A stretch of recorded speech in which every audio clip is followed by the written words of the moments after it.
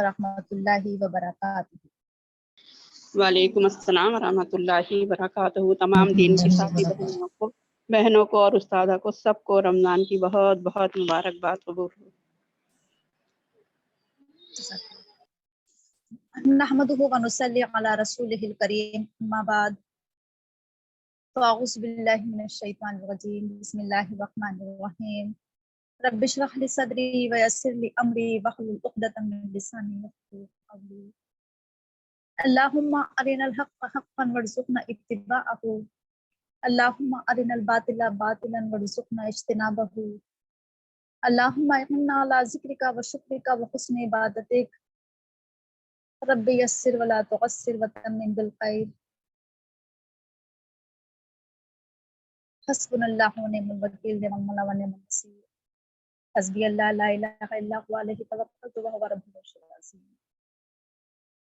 Rabbi ज़िदनी इल्मा, रब्बना तक़ब्बल मिन्ना इन्नका अंतस समीउल अलीम। अल्लाह ताला का हज़ार बार शुक्र अदा करती हूँ कि उसने मुझे नाचीज़ को इतनी अजीम सादत से नवाजा कि हम कुरान करीम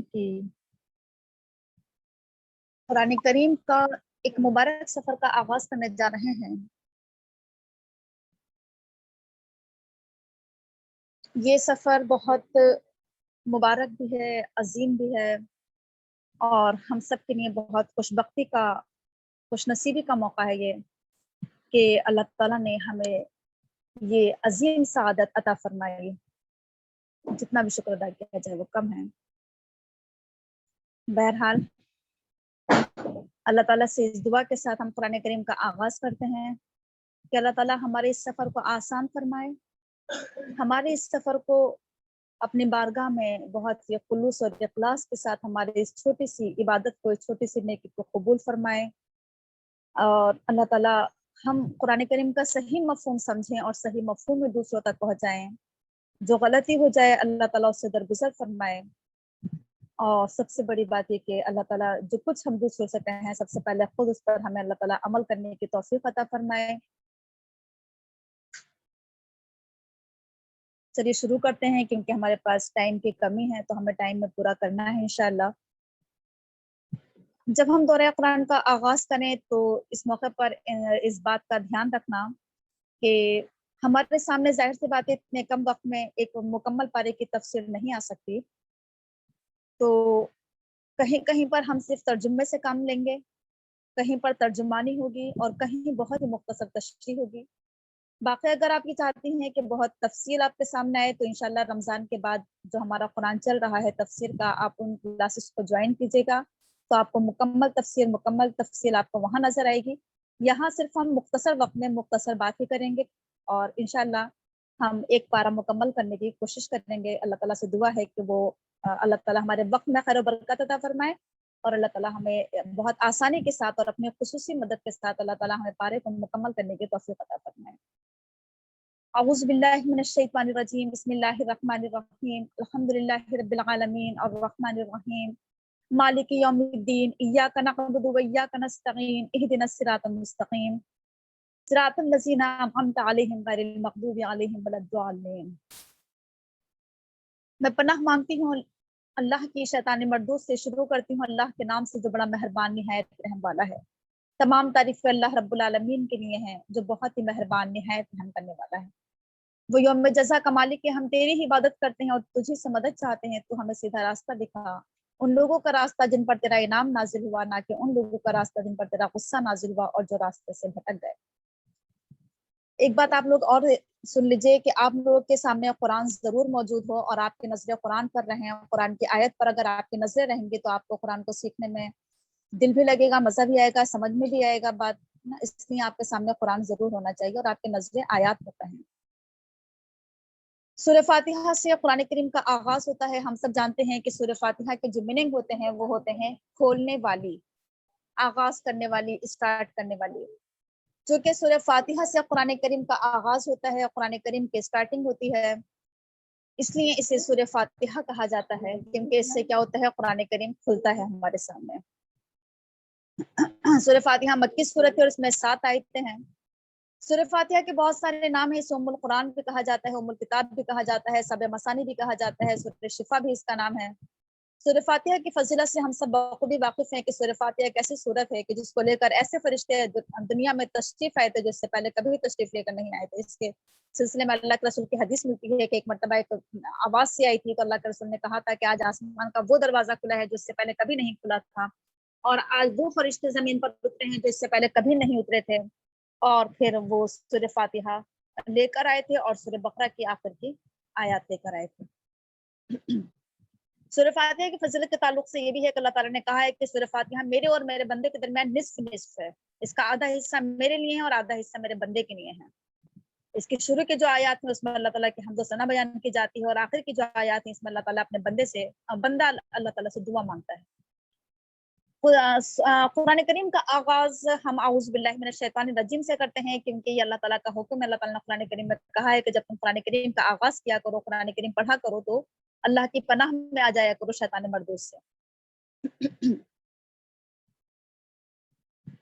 ہم قرآن کریم کو شروع کرنے سے پہلے ہم شیطان مردود سے پناہ مانگتے ہیں کہ اللہ تعالیٰ ہمیں شیطان سے بچا کر رکھے کہ وہ کہیں ہمارے ذہنوں میں اس کا غلط مفہوم ہمارے ذہنوں میں نہ بٹھا دے اور ہم اس کا صحیح مفہوم ہی سمجھ سکیں. اس کے بعد پھر ہر سورہ کا آغاز بسم اللہ الرحمن الرحیم سے ہوتا ہے, اور اس کی وجہ بھی ہم سب جانتے ہیں کہ اللہ کے رسول نے کہا ہے کہ ہر وہ کام جو بسم اللہ الرحمن الرحیم سے کیا جاتا ہے تو اس کام میں خیر و برکت نازل ہوتی ہے اور وہ کام مکمل ہو جاتا ہے, اور جو کام اللہ کے نام کے ساتھ شروع نہیں کیا جاتا ہے وہ کام معلق رہتا ہے, بیچ میں لٹکا ہوا رہتا ہے, وہ مکمل نہیں ہو پاتا ہے. تو ہم بسم اللہ الرحمن الرحیم پڑھ کر قرآن کریم کا آغاز کرتے ہیں تاکہ اللہ تعالیٰ کی مدد ہمارے ساتھ شامل حال رہے, اس کی نصرت ہمارے ساتھ شامل حال رہے. اس کے بعد ہم اللہ تعالیٰ کی یہ سورہ جو ہے یہ سورہ ایک دعا ہے, اور اللہ تعالیٰ نے بندے کو سکھایا ہے کہ دعا مانگنے کا طریقہ کیا ہونا چاہیے. تو دعا مانگنے کا طریقہ یہ ہے کہ سب سے پہلے اللہ کی حمد و ثنا بیان کرنا چاہیے, اللہ کی تعریف بیان کرنا چاہیے. اور ظاہر سی بات ہے اللہ تعالیٰ کی تمام تعریف کا سزاوار ہے, تمام شکریہ کا مستحق اللہ تعالیٰ کی ذات ہے, کیونکہ اللہ تعالیٰ کی نعمتیں ہم پر ہزار ہاں ہیں. اس قدر نعمتیں ہیں کہ اگر اللہ تعالیٰ کی ہم نعمتوں کو گننا بھی چاہیں تو نہیں گن سکتے. تو لہٰذا ہماری زبان ہر وقت اللہ کی حمد و ثنا سے تر رہنا چاہیے. اللہ کی تعریف ایک ایسا کلمہ ہے کہ جس سے آسمان و زمین نیکیوں سے بھر جاتا ہے, اور جنت میں سے انسان کے لیے درخت میں اضافہ ہوتا ہے جو اللہ کی حمد و ثنا بیان کرتا ہے. تو اللہ تعالیٰ کے ہی حمد و ثنا بیان کرتے ہیں, اس کی تعریف بیان کرتے ہیں. کائنات کی کسی بھی چیز کی تعریف اللہ تعالیٰ ہی کی تعریف ہے. اللہ تعالیٰ خود کہہ رہا ہے کہ اللہ کی تعریف اس لیے کیونکہ وہ رب العالمین ہے, کیونکہ وہ سارے جہان کا پالنے والا ہے. سارے جہان کو ایک ہی وقت میں وہ تمام مخلوقات کی ضروریات پوری کر رہا ہے, تمام طرح کی مادی اور روحانی ضروریات پوری کر رہا ہے. ہمارے کھانے پینے, پہننے اوڑھنے, رہنے بسنے کی ضروریات کے ساتھ ساتھ اللہ تعالیٰ ہماری تربیت بھی فرما رہا ہے, ہماری رہنمائی بھی فرما رہا ہے, ہمیں سیدھا راستہ دکھا رہا ہے. تو سارے جہانوں کا العالمین, سارے جہانوں کا جتنے بھی جہان ہیں, چاہے وہ یہ جہان جس میں ہم رہتے ہیں اور چاہے وہ آسمانوں کے اوپر کے جہان ہو یا زمینوں کے اندر کا جہان ہو, جتنے بھی عالم ہیں, ہر عالم ہمیں اللہ تعالیٰ کی پہچان کراتا ہے, اس لیے اس کو عالم کہا جاتا ہے. اللہ تعالیٰ کی صفت یہ ہے کہ وہ کیا ہے, رحمان الرحیم ہے, بہت زیادہ رحم کرنے والا, بار بار رحم کرنے والا ہے. اللہ تعالیٰ کی ذات جو ہے وہ تمام انسانوں سے بڑھ کر رحم کرنے والی ہے, تمام مخلوقات سے بڑھ کر. ارحم الراحمین ہے وہ. اللہ تعالیٰ کی رحمت جنس میں رہتی ہے, اور اللہ تعالیٰ کی رحمت مستقل رہتی ہے, لگاتار رہتی ہے. ایسا نہیں ہے کہ اس کی رحمت ایک مرتبہ جوش میں آئے تو تھمنے پڑے گا, بلکہ اس کی رحمت کنٹینیو ہمارے اوپر کیا رہتی ہے, جاری رہتی ہے. تو اللہ تعالیٰ کی یہ وہ صفت ہے جو کسی کے اندر نہیں پائی جاتی ہے سوائے اللہ تعالیٰ کے. اللہ تعالیٰ کی رحمت کا مظاہرہ ہر وقت ہمارے اوپر ہوتا رہتا ہے. ہم ہر وقت اپنی آنکھوں سے دیکھتے ہیں کہ اللہ تعالیٰ کی رحمتوں کا نزول ہر وقت ہمارے اوپر ہوتا رہتا ہے. اللہ تعالیٰ کی دی ہوئی ہر نعمت ہمارے لیے رحمت ہے, ہماری ایک ایک سانس اللہ تعالیٰ کی رحمت ہے, ہماری زندگی اللہ تعالیٰ کی رحمت ہے. بہت رحمتیں ہیں, کہاں تک اللہ تعالیٰ کی رحمتوں کا ذکر کیا جائے. اس کے بعد مالک یوم الدین, اللہ تعالیٰ بدلے کے دن کا مالک ہے, یعنی کائنات آخرت میں جو ہوگی وہ صرف اللہ ہی کی حکومت ہوگی, اور اللہ تعالیٰ اکیلے کیا کرے گا, فیصلہ کرے گا تمام انسانوں کا, تمام مخلوقات کا. یوم جزا کا, بدلے کے دن کا مالک ہے وہ. کہ دنیا میں تو ہمارے ساتھ ناانصافی ہو رہی ہے, لیکن آخرت میں کیا ہوگی, انصاف ہوگا, کیونکہ آخرت کے تمام معاملات اللہ تعالیٰ کے ہاتھ میں ہیں. دنیا میں ہو سکتا ہے کہ ہمارے بہت سارے بادشاہ ہوں, لیکن آخرت کا تنہا بادشاہ اللہ تعالیٰ کی ذات ہے. उसके बाद इय्याका नअबुदु व इय्याका नस्तईन। ये असल में बताने का मकसद यहाँ पर ये था कि अगर अल्लाह ताला रहमान और रहीम है तो याद रखिए कि अल्लाह ताला मालिक यौमिद्दीन भी है, उसकी पकड़ भी बहुत सख्त है, वो जजा और सजा का मालिक है वो, तो लिहाजा उससे डरना भी चाहिए, यानी उससे उम्मीद के साथ साथ दिल में खौफ भी होना चाहिए।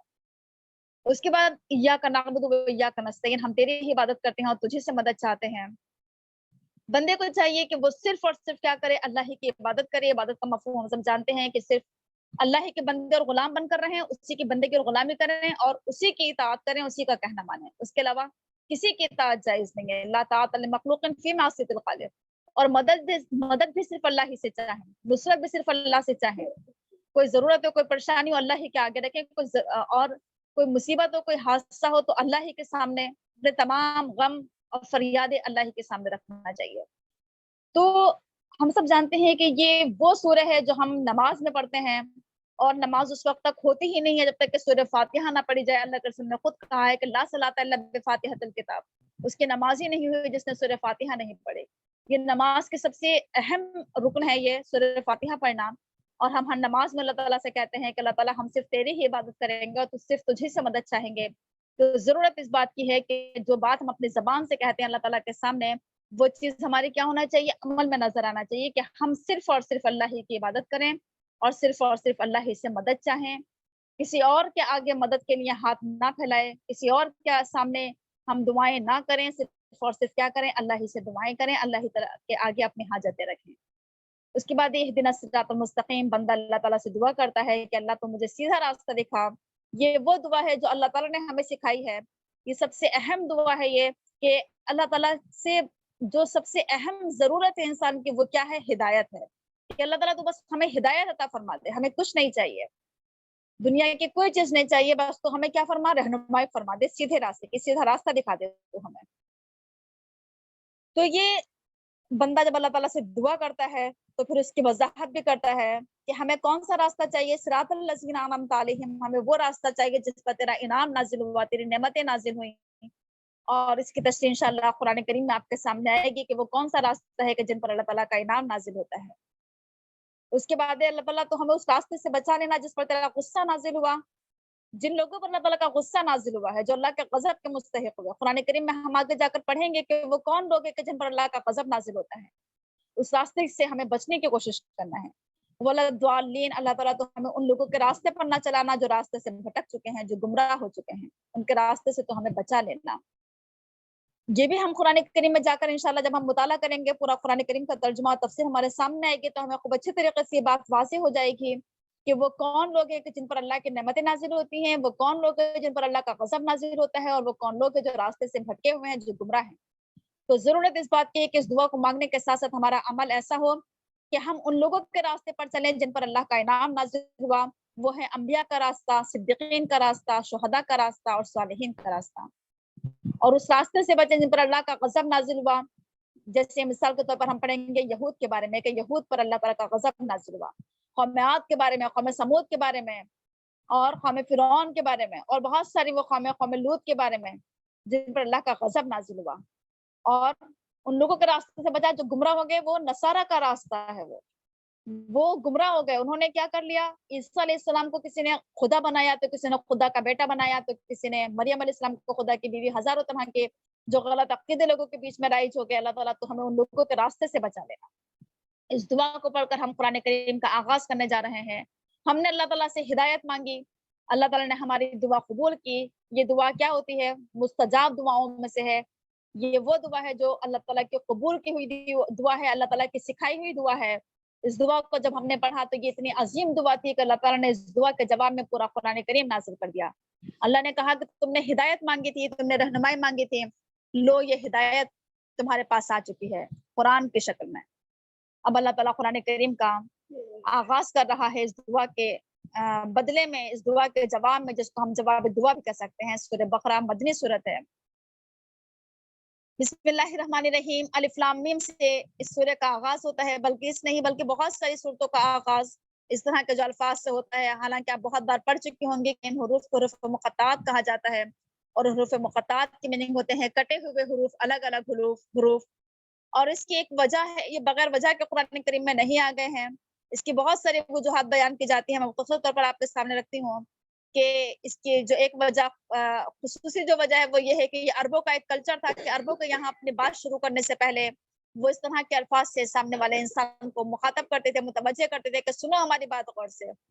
ان کا یہ ایک انداز تھا بات کرنے کا. یہی وجہ ہے کہ عربوں نے اگر قرآن کریم پر بہت سارے اعتراض کیے ہیں لیکن کبھی یہ اعتراض نہیں کیا کہ قرآن کریم ایسے الفاظ سے شروع کیوں ہوتا ہے جس کا کوئی مفہوم نہیں ہے. ہم یہ بات نہیں کر سکتے کہ یہ وہ الفاظ جس کا کوئی مفہوم نہیں، یہ وہ الفاظ جس کا مفہوم ہے، جس کا مطلب ہے، لیکن ہماری عقل سمجھنے سے قاصر ہے، ہماری عقل محدود ہے، ہماری عقل کم ہے، اور اللہ تعالیٰ کا علم زیادہ ہے، ہمارا علم کم ہے. اس وقت ہمیں اپنے علم کی کمی کا احساس ہوتا ہے ان الفاظ کو پڑھ کر کہ اللہ تعالیٰ واللہ عالم بالصواب، اللہ زیادہ صحیح جانتا ہے کہ اس کا کیا مفہوم ہے. اور بھی اس کا بہت سارے مفہوم ہو سکتے ہیں. اللہ تعالیٰ کا اس کا ایک مفہوم یہ بھی ہو سکتا ہے کہ اللہ تعالیٰ یہ بتانا چاہتا ہے کہ انہی حروف سے مل کر قرآن کریم بنا ہے. اللہ تعالیٰ کا یہ چیلنج ہے کہ اگر تم انہی حروف سے مل کر ایک قرآن کریم پیش کر سکتے ہو تو کر کے دکھاؤ. اور قرآن کریم کیا بلکہ ایک سورت بھی اگر پیش کر سکتے ہو تو پیش کر کے دکھا دو. اور ایک سورہ کیا بلکہ ایک آیت بھی اگر تم پیش کر کے دکھا سکتے ہو تو پیش کر کے دکھا دو. اس کے بعد کہا گیا کہ ذالک الکتاب لا ریب فیہ، یہ وہ کتاب ہے جس میں کوئی شک نہیں.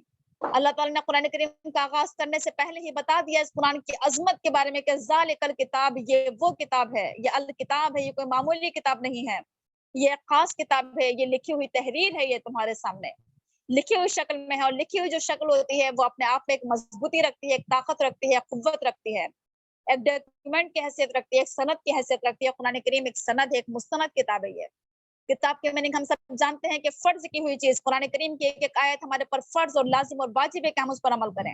اللہ تعالیٰ نے آغاز کار میں ہی کہہ دیا کہ اس میں کوئی شک نہیں ہے. یہ اس سے ہمیں معلوم ہوتا ہے کہ قرآن کریم ایک واحد ایسی کتاب ہے جو ایک سچی کتاب ہے. کیونکہ بہت سارے لوگ کتابیں لکھتے ہیں لیکن کہہ دیتے ہیں کہ ہو سکتا ہے اس میں کوئی غلطی ہو گئی ہو، میری ریسرچ میں، میری سمجھ میں، میری عقل میں کوئی کمی ہو. لیکن اللہ تعالیٰ قرآن کریم کا آغاز کرنے سے پہلے ہی کہہ رہا ہے کہ یہ وہ کتاب ہے جس میں کوئی شک کی گنجائش نہیں ہے، تردد کی گنجائش نہیں ہے کسی قسم کا. یہ اللہ ہی کی طرف سے نازل ہوئی ہے اور اس کی تمام باتیں سچی ہیں، تمام گزرے ہوئے واقعات سچے ہیں، تمام آئندہ آنے والے پیشن گوئیاں سچی ہیں. جنت، دوزخ، آخرت، قیامت، سب ایک ایک بات اس میں کیا ہے، سچی باتیں ہیں. تمام انبیاء کے واقعات سچے ہیں. اور یہ کیوں آئی ہے؟ اس قرآن کریم کا آنے کا مقصد کیا ہے؟ ہدی للمتقین، یہ ہدایت کے لیے آئی ہے، رہنمائی کرنے کے لیے آئی ہے، گائیڈ کرنے کے لیے آئی ہے، انسان کو راستہ دکھانے کے لیے آئی ہے. لیکن اس راستے سے فائدہ کون لوگ اٹھائیں گے؟ للمتقین، صرف وہ لوگ فائدہ اٹھائیں گے جن کے دل میں تقویٰ ہوگا، پرہیزگاری ہوگی، خدا ترسی ہوگی، جن کے دل میں خوف خدا ہوگا، اللہ کا ڈر ہوگا. متقین کون لوگ ہوتے ہیں؟ متقین کی صفات کو پڑھیے اور اپنے اندر پیدا کرنے کی کوشش کریں. ہم الذین یؤمنون بالغیب، جو غیب پر ایمان رکھتے ہیں. غیب پر ایمان رکھنے سے ہم سب جانتے ہیں کہ اللہ تعالیٰ کی ذات ہماری نظروں سے اوجھل ہے، پوشیدہ ہے. اللہ تعالیٰ کی ذات پر ایمان رکھنا، اللہ تعالیٰ کو ماننا، اور اس کے علاوہ بہت ساری چیزیں غیب میں شامل ہیں. فرشتوں پر ایمان رکھنا، قیامت پر، آخرت پر، جنت دوزخ پر ایمان رکھنا، اللہ کے رسول کو ہم نے نہیں دیکھا، اللہ کے رسول پر ایمان رکھنا، یہ تمام چیزیں اس میں شامل ہیں. تو سب سے پہلے ہمیں اپنے اندر ایمان بالغیب پیدا کرنا ہوگا، اور ایمان بالغیب کے ساتھ ساتھ ہمیں عملی طور پر ثبوت دینا ہوگا. اور عمل میں سب سے پہلا جس عمل کا نمبر آتا ہے وہ آتا ہے یقیمون الصلاۃ، نماز کا نمبر سب سے پہلے نمبر پر آتا ہے کہ نماز قائم کرنا. اس سے ہمیں نماز کے اہمیت کا اندازہ ہوتا ہے کہ ایمان کے بعد سب سے پہلے جو چیز انسان کے اوپر فرض ہو جاتی ہے وہ ہے اقامت صلاۃ. یہ متقین کی صفات ہے کہ وہ ایمان رکھتے ہیں، نماز قائم کرتے ہیں، صرف نماز کو پڑھتے ہی نہیں ہیں بلکہ قائم کرنے والے ہوتے ہیں. اور پھر نماز کے ساتھ اللہ تعالیٰ خرچ کرنے کا ذکر کرتا ہے کہ جو کچھ ہم نے دیا ہے اس میں سے خرچ کرتے ہیں. یعنی تمام کچھ دیا ہوا اللہ تعالیٰ کا ہے، اللہ نے دیا ہے، ہمارا کچھ نہیں ہے، اس میں سے تھوڑا بہت کرنا چاہیے، انفاق کرنا چاہیے. اس سے ہمیں انفاق کی اہمیت کا اندازہ ہوا کہ نماز کے ساتھ ساتھ انفاق کرنا.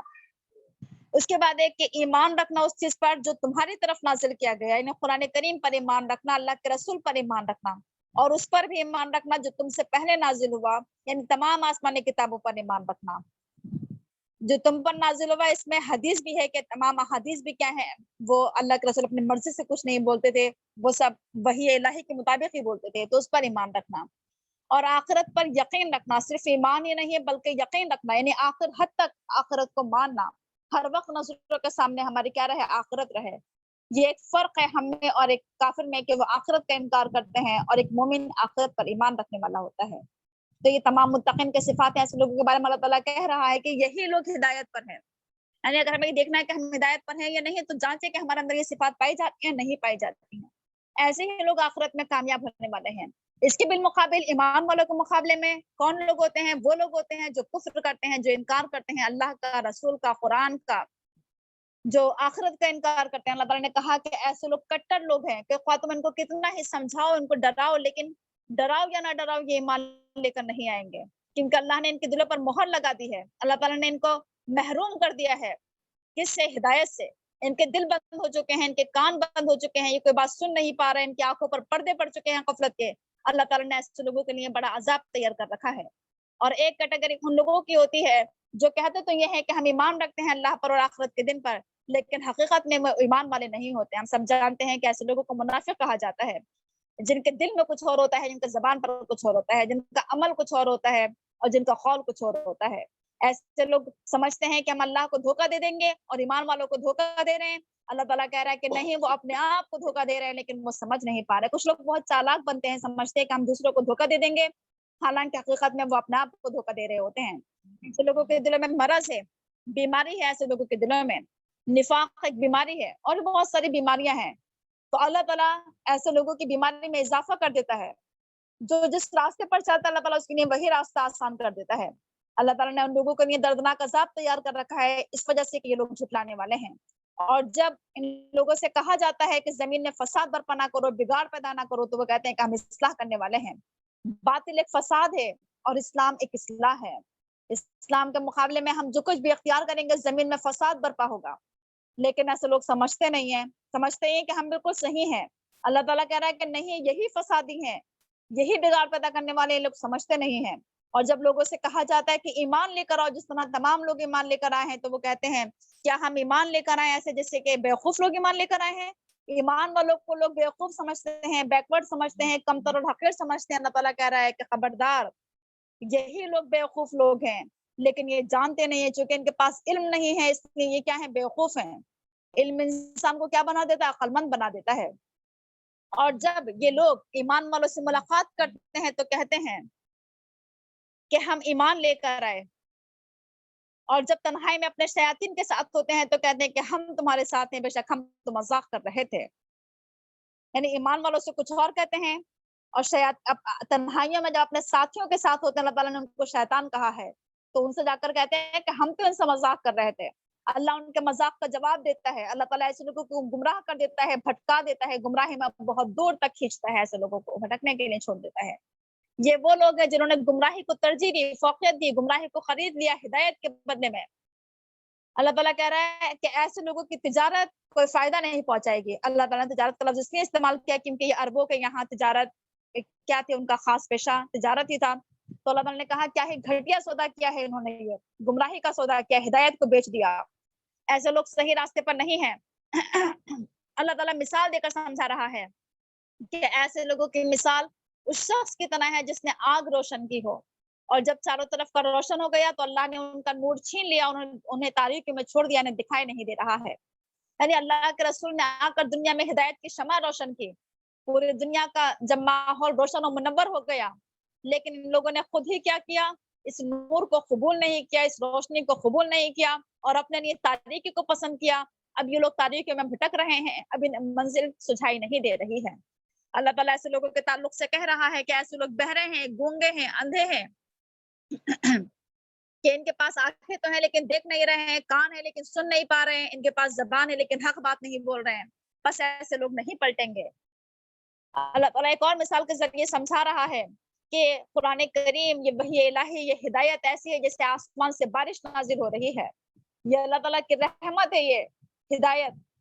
और इस कुरान करीम के अंदर क्या है? अल्लाह ताला के डरावे भी हैं, धमकियां भी हैं। अल्लाह ताला ने कहीं प्यार से समझाया है, लेकिन लोगों का हाल ये है कि जब क्या होता है, अल्लाह ताला ने मिसाल के जरिए समझे, जैसे बारिश होती है तो उसमें तारियां भी होती हैं, उसमें बिजली की चमक भी होती है, बादलों की गरज भी होती है। और लोग क्या कर लेते हैं, जब बादल गरजते हैं तो अपने कानों में उंगलियां डाल देते हैं।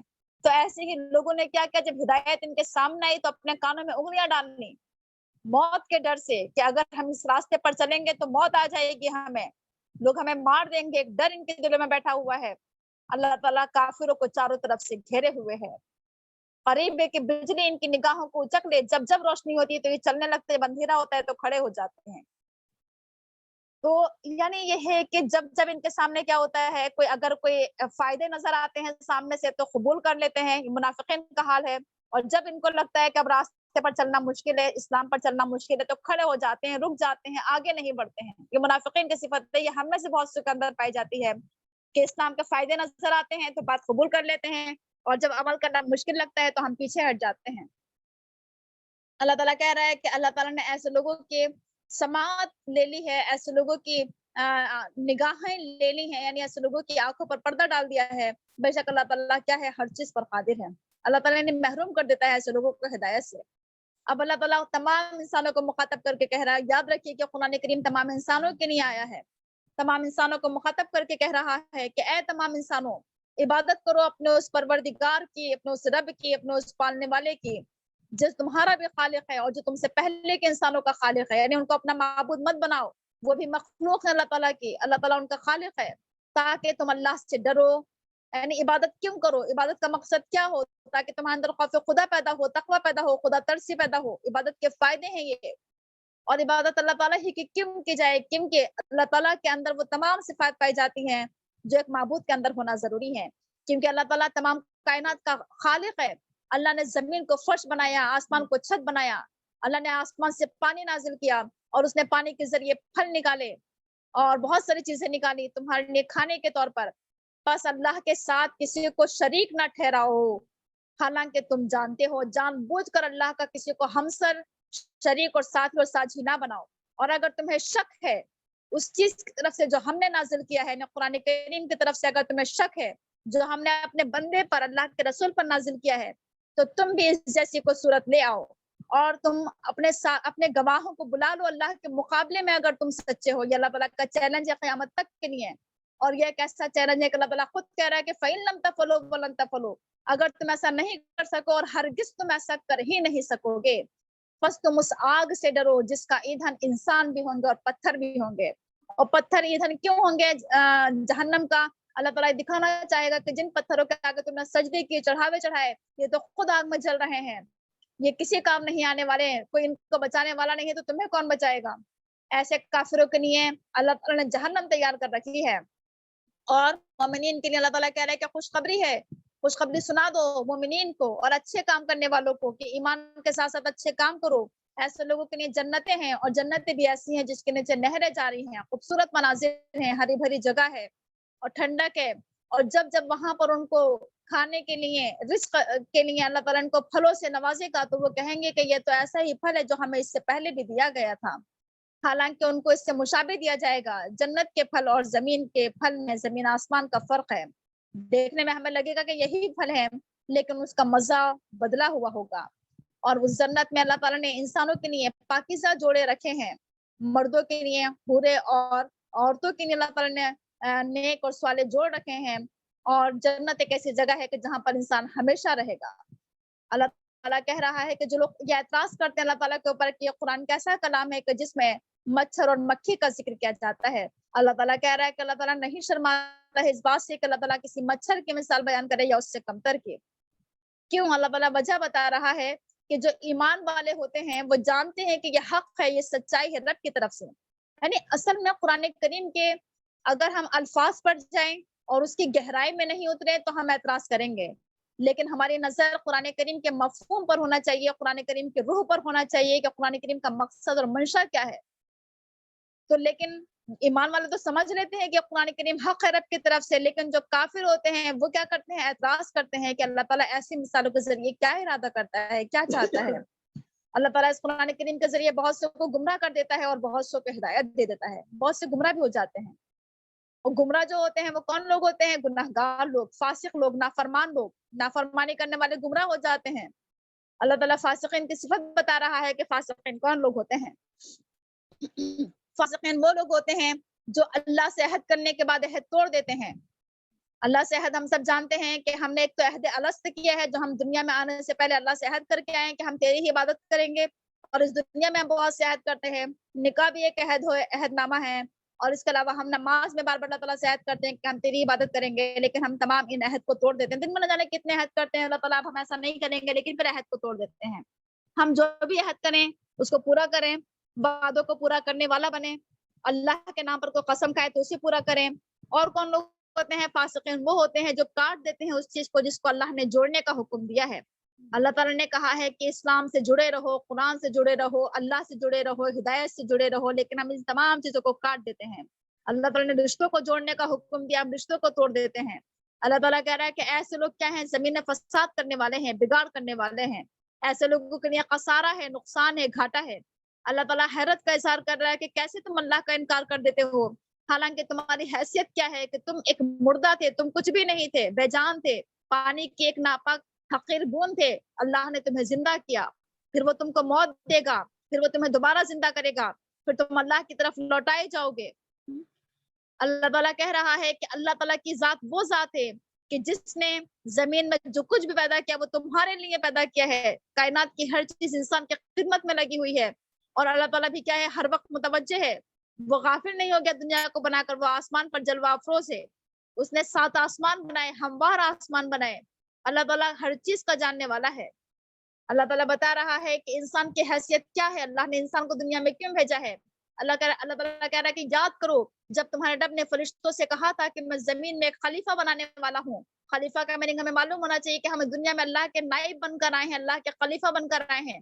ہمیں اس دنیا میں اللہ کے حکموں کو چلانا ہے، اللہ کی شریعت، اللہ کے قانون، اس کے اصولوں کو دنیا میں نافذ کرنا ہے. یہ کام ہمارا، یہ بہت اہم فریضہ ہے جو ہم اس دنیا میں لے کر آئے ہیں، یہ ہماری پیدائش کا مقصد ہے.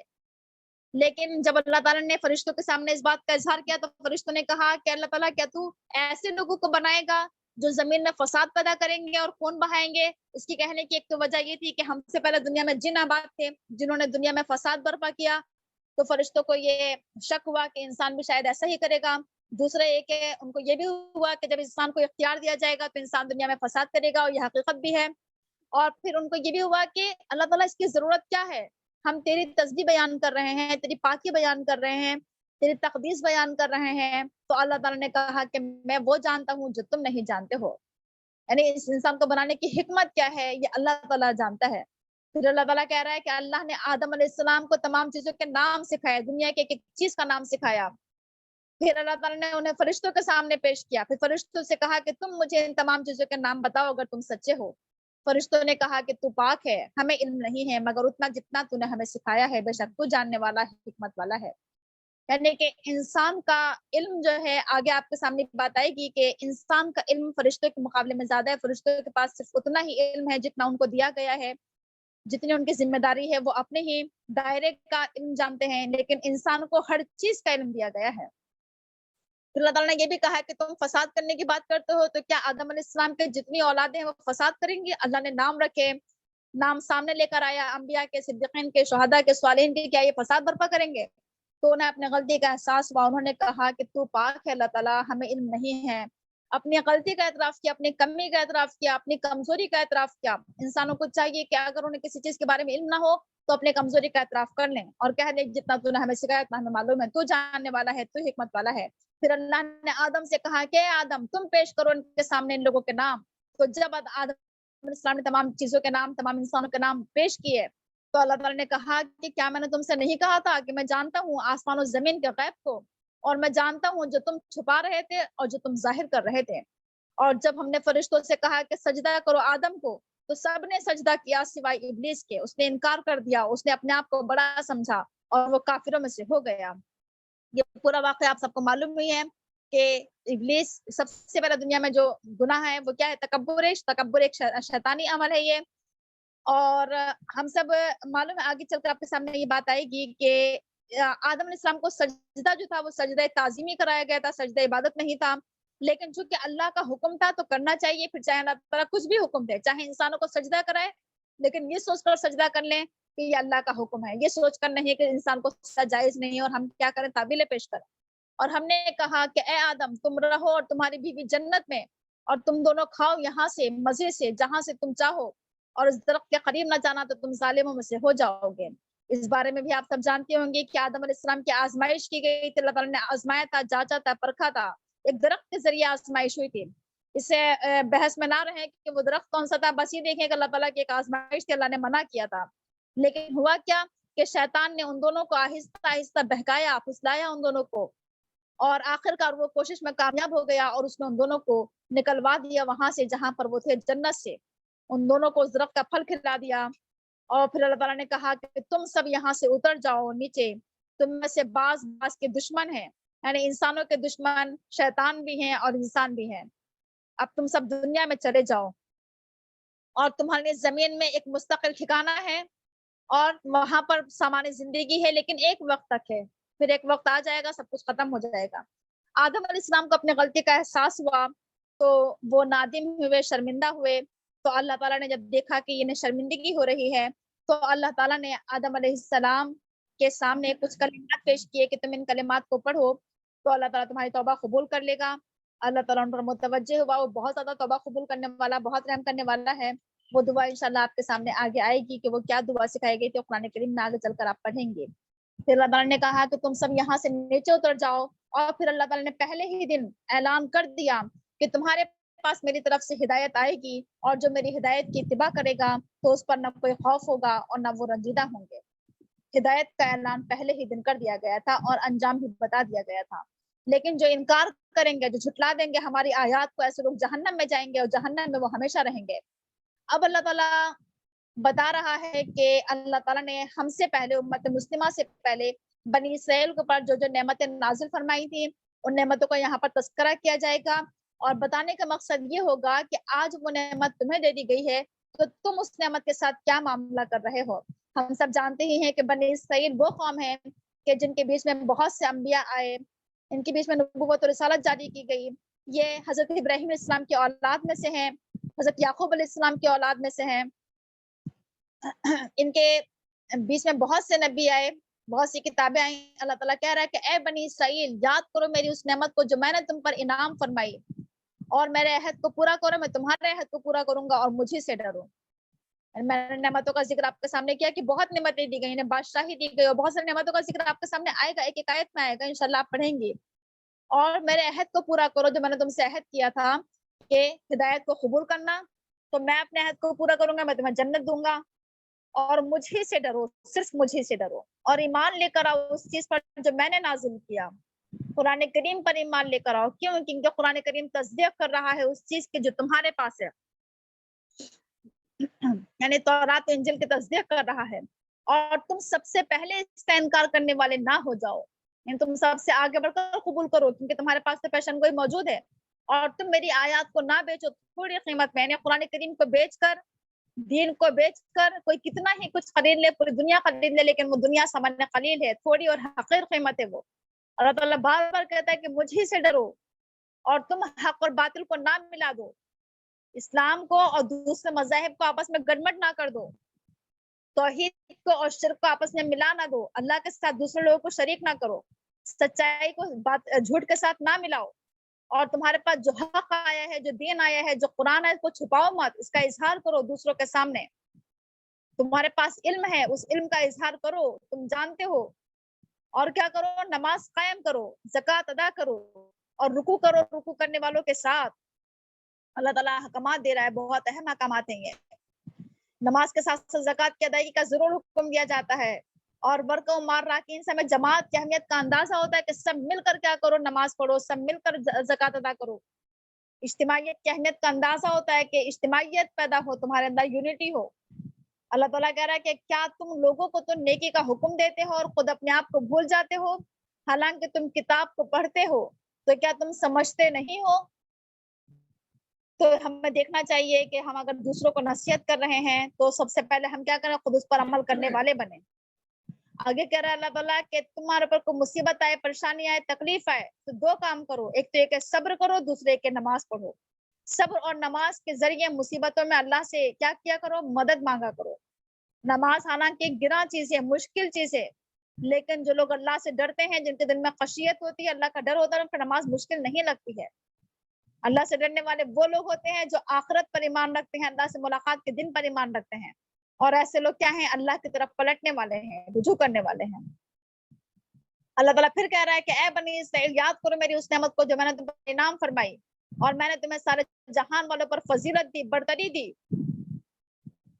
اور تم اس دن سے ڈرو جس دن کوئی نفس کسی کی طرف سے کوئی بدلہ نہیں دے گا، ہر کوئی تنہا ہوگا، اکیلا ہوگا، خود لڑا ہوگا اپنا کیس، کوئی کسی کے کام نہیں آئے گا، نہ کسی کے طرف سے کوئی سفارش قبول کی جائے گی، اللہ تعالیٰ صاف صاف کہہ رہا ہے، اور نہ ہی کسی سے کوئی معاوضہ لیا جائے گا، نہ ہی کسی کی مدد کی جائے گی۔ اب یہاں سے آپ کے سامنے وہ تذکرہ آئے گا، وہ ذکر آئے گا جو اللہ تعالیٰ نے بنی اسرائیل کے اوپر نعمتیں نازل کی، رحمتیں نازل کی، اور ان کے ساتھ کیا کیا واقعات پیش آئے۔ اللہ تعالیٰ اس کے ہنٹس دے گا، اشارے ہیں یہاں پر، اس لیے ہم ڈیٹیل میں نہیں جائیں گے، صرف ہم ان کو مختصر طور پر پڑھیں گے اور آگے چل کر ڈیٹیل آپ کے سامنے آتی رہے گی۔ اور جب ہم نے تمہیں آل فرعون سے نجات دی، حالانکہ وہ تمہیں برا عذاب دے رہے تھے، تکلیف پہنچا رہے تھے، تمہیں بہت بری بری تکلیفیں پہنچا رہے تھے، تمہارے بیٹوں کو تمہاری آنکھوں کے سامنے ذبح کیا کرتے تھے، تمہاری عورتوں کو زندہ رکھتے تھے، زندہ چھوڑتے تھے، اور تمہارے لیے بہت بڑی آزمائش تھی، رب کی طرف سے بہت عظیم آزمائش تھی تمہارے لیے۔ تو کیا کرا ہم نے تمہیں نجات دی، ہم نے کیا کیا، تمہارے لیے سمندر کو پھاڑ دیا، ہم نے تمہیں بچا لیا، ہم نے تمہاری آنکھوں کے سامنے آل فرعون کو غرق کر دیا، تم یہ تمام مناظر اپنی آنکھوں سے دیکھ رہے تھے۔ اور یاد کرو ہم نے موسیٰ سے 40 راتوں کا وعدہ کیا تھا، پھر تم نے ان کے پیچھے بچڑے کو معبود بنا لیا، تم ظالم ہو، ہم نے تمہیں معاف کر دیا اس کے باوجود تاکہ تم شکر ادا کرو۔ ہم نے موسیٰ کو کتاب دی، تورات، جو کیا تھی، فرقان تھی، حق اور باطل کو الگ الگ کر دینے والی، کیوں دی؟ تاکہ تم ہدایت پاؤ۔ اور جب موسیٰ نے اپنی قوم سے کہا کہ اے میری قوم، تم نے اپنے اوپر ظلم کیا، تم نے بچڑے کو معبود بنا لیا، بس تم سب مل کر توبہ کرو اپنے بنانے والے سے، تم اپنے آپ کو قتل کرو، اپنے آپ کو مار دو، یہ تمہارے لیے بہتر ہے تمہارے رب کے نزدیک۔ بس اللہ تعالیٰ ان پر متوجہ ہوا، مہربان ہوا، بے شک اللہ تعالیٰ بہت توبہ قبول کرنے والا، رحم کرنے والا ہے۔ اور جب تم نے کہا تھا کہ اے موسیٰ، ہم تمہارے اوپر ایمان لے کر ہرگز نہیں آئیں گے جب تک ہم اللہ تعالیٰ کو اپنی آنکھوں سے نہ دیکھ لیں، تو تمہیں ایک چنگھاڑ نے پکڑ لیا، ایک چیخ نے پکڑ لیا، اور تم اپنی آنکھوں کے سامنے دیکھ رہے تھے۔ ہم نے تمہیں تمہاری موت کے بعد زندہ کر دیا، تمہیں اٹھایا تاکہ تم شکر ادا کرو۔ ہم نے تمہارے پر بادلوں کا سایہ کیا، ہم نے تمہارے پر منہ و سلوہ اتارا، کھاؤ تمام پاکیزہ چیزیں جو ہم تمہیں دے رہے ہیں۔ انہوں نے ہمارے پر ظلم نہیں کیا، لیکن انہوں نے خود اپنے پر ظلم کیا۔ اور مزید نعمتیں دیکھیے، اور جب ہم نے تم سے کہا کہ داخل ہو جاؤ اس بستی میں اور کھاؤ تم یہاں پر جو تم چاہو، مزے سے کھاؤ، اور جب تم دروازے میں داخل ہونا ملک کو فتح کرتے ہوئے، تو تم یہ کہتے ہوئے داخل ہونا کہ اللہ تعالیٰ ہمیں معاف کر دے، تو ہم تمہیں معاف کر دیں گے تمہارے گناہ کو، اور ہم اچھے کام کرنے والوں کو مزید نیکیوں سے نوازیں گے۔ لیکن ظالموں نے کیا کیا، اس قول کو بدل دیا، اس کے علاوہ جو ان سے کہا گیا تھا، انہوں نے حتتن کو ہنتتن کر دیا، یعنی گیہوں گیہوں، گندم گندم کرتے ہوئے داخل ہوئے تھے وہ۔ تو اللہ تعالیٰ کہہ رہا ہے کہ ہم نے ایسے ظالموں کے اوپر آسمان سے عذاب نازل کیا، اس وجہ سے کہ انہوں نے اللہ کی نافرمانی کی تھی۔ اور جب موسیٰ علیہ السلام نے اپنے قوم کے لیے پانی مانگا، تو ہم نے کہا کہ اپنی لاٹھی تم چٹان پر مارو، تو اس سے 12 چشمے پھوٹ پڑے، اور ہر ایک نے اپنے اپنے گھاٹ کو پہچان لیا۔ کھاؤ اور پیو اللہ کے رزق میں سے، اور زمین میں فساد برپا نہ کرو، بگاڑ پیدا نہ کرو۔ یعنی اس میں یہ ہے کہ انصاف کا تقاضا یہ ہے کہ جو بڑا ہیڈ ہو اس کو چاہیے کہ وہ تقسیم کر دے، چاہے وہ ذمہ داریوں کی تقسیم ہو، چاہے وہ بہت سارے دائرے ہوں، بنا دے الگ الگ، تاکہ آپس میں لڑائی جھگڑا نہ ہو، فساد برپا نہ ہو۔ اور جب تم نے کہا کہ اے موسیٰ، ہم سے ایک ہی کھانے کو پر صبر نہیں ہو رہا ہے، بس آپ دعا کیجئے ہمارے رب سے کہ وہ نکالے ہمارے لیے زمین کے نباتات جیسے کھیرا، ککڑی، لہسن، پیاز، مسور۔ تو اس کے بعد اللہ تعالیٰ کہہ رہا ہے کہ کیا تم بدلنا چاہتے ہو ادنا چیز کو، ایک حقیر چیز کو ایک بہتر چیز سے؟ اللہ نے اتنی بہتر چیزیں عطا کی، من و سلوہ نازل کیا تمہارے لیے، اور تم زمین کی چیزیں چاہ رہے ہو؟ یہ انسان کی بہت بڑی کمزوری کہہ لیجیے کہ اللہ تعالیٰ اس کو بہت اچھی چیزوں سے نوازنا چاہتا ہے، لیکن انسان کیا ہے کہ اللہ تعالیٰ کی تقسیم پر راضی نہیں ہوتا ہے، اور بس چاہتا ہے کہ جو میری خواہش ہے بس میری خواہش پوری ہو جائے، چاہے پھر اس میں اس کے لیے کتنا ہی شر کیوں نہ ہو۔ انسان کو چاہیے کہ وہ اللہ کی تقسیم پر راضی رہے، کن کا اللہ تعالیٰ خیر سے نوازنا چاہتا ہے، شر انسان خود اپنے آپ پیدا کرتا ہے۔ اللہ تعالیٰ نے کہا کہ اگر تمہیں زمین کی چیزیں چاہیے تو تم اترو کسی شہر میں، کسی شہر کو فتح کرو، تو تمہارے لیے اس میں وہ کچھ ہوگا جو تم مانگ رہے ہو۔ اور اللہ تعالیٰ کہہ رہا ہے کہ ایسے لوگوں کے اوپر ذلت اور مسکنت تھوپ دی گئی، مار دی گئی۔ ایسے لوگ اللہ کا غضب لے کر پلٹے، کیوں؟ کیونکہ اللہ کی آیات کا انکار کرتے تھے، اللہ کی نشانیوں کا انکار کرتے تھے۔ کتنے عذاب آئے ان کے اوپر، لیکن ہر چیز کا انہوں نے کیا کہ انکار کیا، ناقدری کی، ناشکری کی، नबियों को कत्ल किया, नाहक कत्ल किया, बगैर किसी वजह के, बगैर किसी कसूर के। बहुत बड़ा गुनाह है ये नबियों का कत्ल करना। तो इन्होंने अल्लाह की नाफरमानी की और ये हद से आगे बढ़ गए। इन पर अल्लाह का गजब नाजिल हुआ। तो ये है वो लोग जो हमने अल्लाह ताला से दुआ की थी कि अल्लाह ताला तो हमें उस रास्ते से बचाना जिस पर अल्लाह का गजब नाजिल हुआ। तो इन पर अल्लाह का गजब नाजिल हुआ था। अब अल्लाह ताला बता रहा है कि इसके मुकाबले में ईमान वालों के बारे में बता रहा है कि बेशक जो लोग ईमान लेकर आए और जो यहूदी हो गए और जो नसारा हैं और जो मजूसी हैं, शर्त यह है कि वो अल्लाह पर ईमान रखें, आखिरत पर ईमान रखें और अच्छे काम करें। तो ऐसे लोगों के लिए उनका अज्र उनके रब के पास महफूज है। ऐसे लोगों पर ना कोई खौफ होगा और ऐसे लोग ना रंजीदा होंगे। और जब हमने तुमसे अहद लिया, मजबूत अहद, और किस तरीके से लिया? अपनी ताकत का इजहार करते हुए कि हमने तुम्हारे पर तूर पहाड़ को बुलंद कर दिया, मुअल्लक कर दिया, लटका दिया। इतने संगीन, इतने डरावने खौफनाक माहौल में हमने तुमसे अहद लिया था। हमने कहा था कि पकड़ो इस चीज को जो हम तुम्हें दे रहे हैं, मजबूती के साथ थाम लो मेरी शरीयत को, मेरी किताब को, और जो कुछ इस किताब में लिखा हो उसको याद करना, उसका जिक्र करना, ताकि तुम्हारे अंदर तकवा पैदा हो। इस सब के बावजूद तुमने रूगर्दानी की, तुमने मुंह मोड़ा, तुमने पीठ फेरी। बस अगर तुम पर अल्लाह का फजल ना होता, उसकी रहमत ना होती, तो तुम खसारे वालों में से हो जाते। और यकीनन तुम जानते हो उन लोगों को जिन्होंने हद से तजावुज किया, हद से आगे बढ़ गए तुम में से। सनीचर के मामले में, हफ्ते के मामले में आप सब ये पूरा वाकया जानते होंगे कि उन्होंने किस तरीके से हीला साजी की कि एक दिन पहले सनीचर के दिन को मना था मछलियां पकड़ना, शिकार करना, कारोबार करना इबादत के लिए खास था। तो एक दिन पहले ये लोग जाल लगा दिया करते थे और दूसरे दिन सनीचर के बाद इतवार के दिन ये लोग उस मछलियों को निकाल देते थे। ये हीला साजी थी। तो अल्लाह ने कहा कि हमने उनसे कहा कि तुम ज़लील ख्वार बंदर बन जाओ। तुम अल्लाह के साथ क्या कर रहे हो? चालाकी कर रहे हो, अल्लाह के साथ हीला साजी कर रहे हो। अल्लाह ताला कह रहा है कि हमने उनको क्या बना दिया? इबरत का सामान बना दिया अगले और पिछले लोगों के लिए। और हमने इस कुरान करीम को नसीहत, और हमने हमने इस वाक़े को नसीहत बना दिया। लेकिन इस वाक़े से नसीहत वो लोग हासिल करेंगे जिनके दिल में अल्लाह का खौफ होगा। तो असल चीज ये है कि हम दिल में अल्लाह का खौफ पैदा करें ताकि हमारे अंदर क्या हो? नसीहत हासिल करने का जज्बा पैदा हो। और याद कीजिए उस वाक़े को जब मूसा ने अपने कौम से कहा कि अल्लाह तुम्हें हुक्म देता है कि तुम एक गाय ज़बह करो। तो लोगों ने कहा कि क्या तुम हमसे मजाक करते हो? यानी गाय उनके यहाँ एक मुकद्दस चीज थी। गाय की बछड़े की मोहब्बत इनके दिलों में बैठी हुई थी। इनको बड़ा अजीब सा लगा कि गाय को ज़बह करने का हुक्म दिया जा रहा है, गाय से तो हम मोहब्बत करते हैं। तो उन्होंने कहा मजाक कर रहे हो हमसे? तो मूसा अलैहिस्सलाम ने कहा कि मैं अल्लाह की पनाह चाहता हूँ कि मैं जाहिलों में से हो जाऊं। यानी ऐसी जहालत, अल्लाह के बारे में मैं ऐसी बात कहूँ कि अल्लाह तुम्हें गाय ज़बह करने का हुक्म दे रहा है, ये कोई मजाक नहीं है ये। तो उन्होंने कहा कि जरा अपने रब से हमें मालूम करके ये बताओ कि वो गाय कैसी हो। तो उन्होंने कहा कि अल्लाह ताला कह रहा है कि वो गाय ऐसी हो जो ना बूढ़ी हो और ना क्या हो, ना बच्ची हो, ना बछिया हो, इसके दरमियान की हो। तो तुम कर गुजरो वो जिसका तुम्हें हुक्म दिया जा रहा है। आप देखिए इस पूरे वाक़या जब आप पढ़ेंगे तो आपके सामने ये बात आएगी।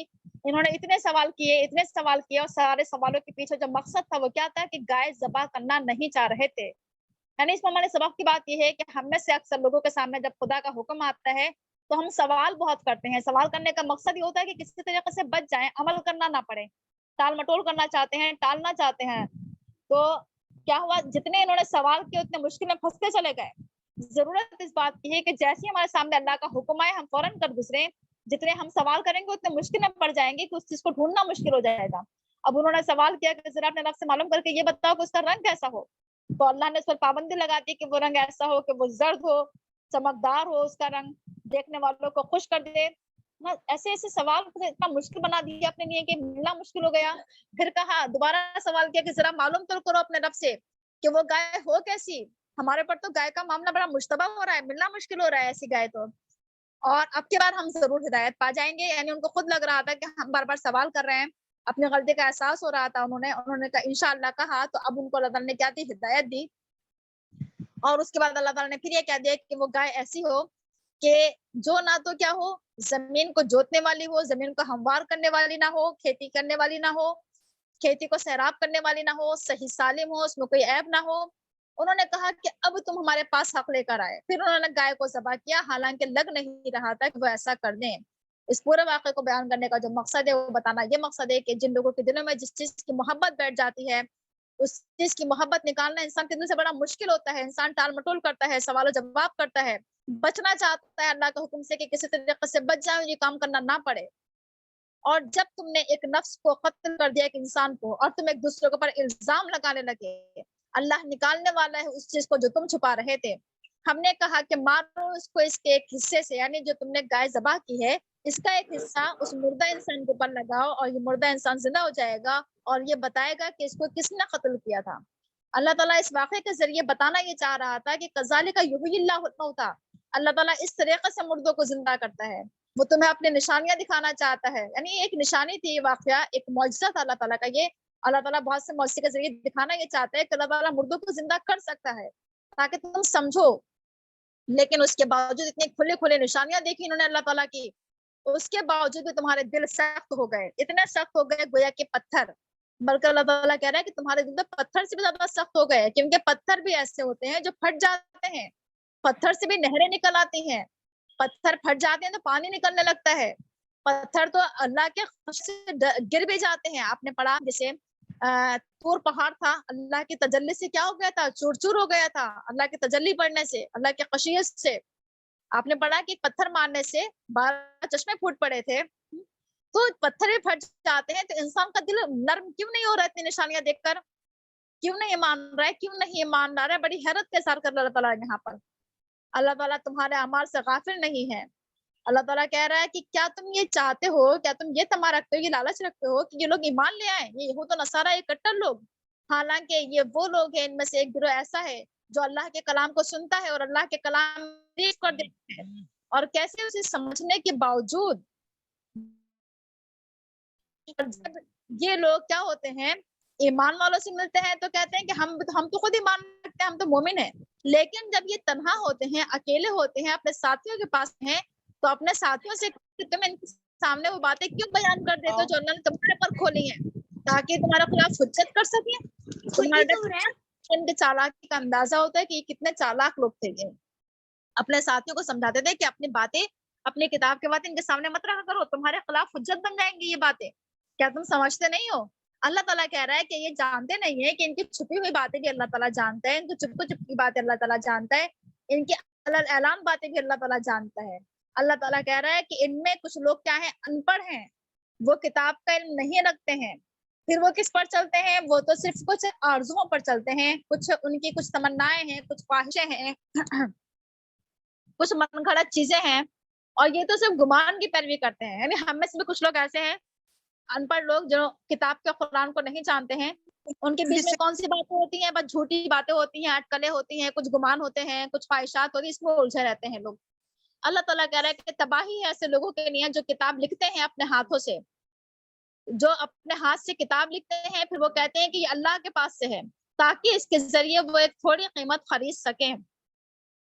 यानी जो लोग अपने बात को अल्लाह की तरफ मंसूब कर देते हैं, और मकसद क्या होता है, पैसा कमाना मकसद होता है, दुनिया खरीदना मकसद होता है, दीन को बेचना मकसद होता है, तो अल्लाह ताला कह रहा है कि तबाही है ऐसे लोगों के लिए जो अपने हाथों से किताब लिखते हैं, और तबाही है ऐसे लोगों के लिए जो ऐसे ऐसे लोग जो पैसा कमा रहे हैं दीन की आड़ में, दीन को पेशा बना लिया है।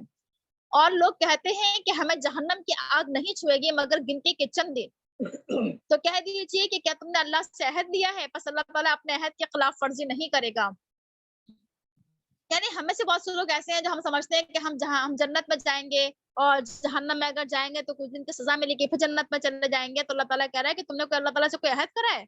अगर ऐसी बात है तो अल्लाह ताला तो अपने अहद के खिलाफ वर्जी नहीं करेगा।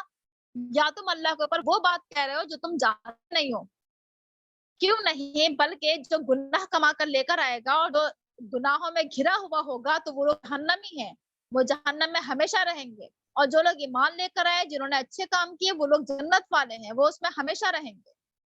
और जब हमने बनी इसराइल से अहद लिया था, मजबूत अहद, और ये तमाम लोगों के लिए अहद है, ये हम लोगों के लिए भी है कि तुम सब इबादत मत करना मगर ये कि अल्लाह की, और वालिदैन के साथ अच्छा सलूक करना, और अच्छा सलूक करना रिश्तेदारों के साथ, यतीमों के साथ, मिस्कीनों के साथ, और लोगों से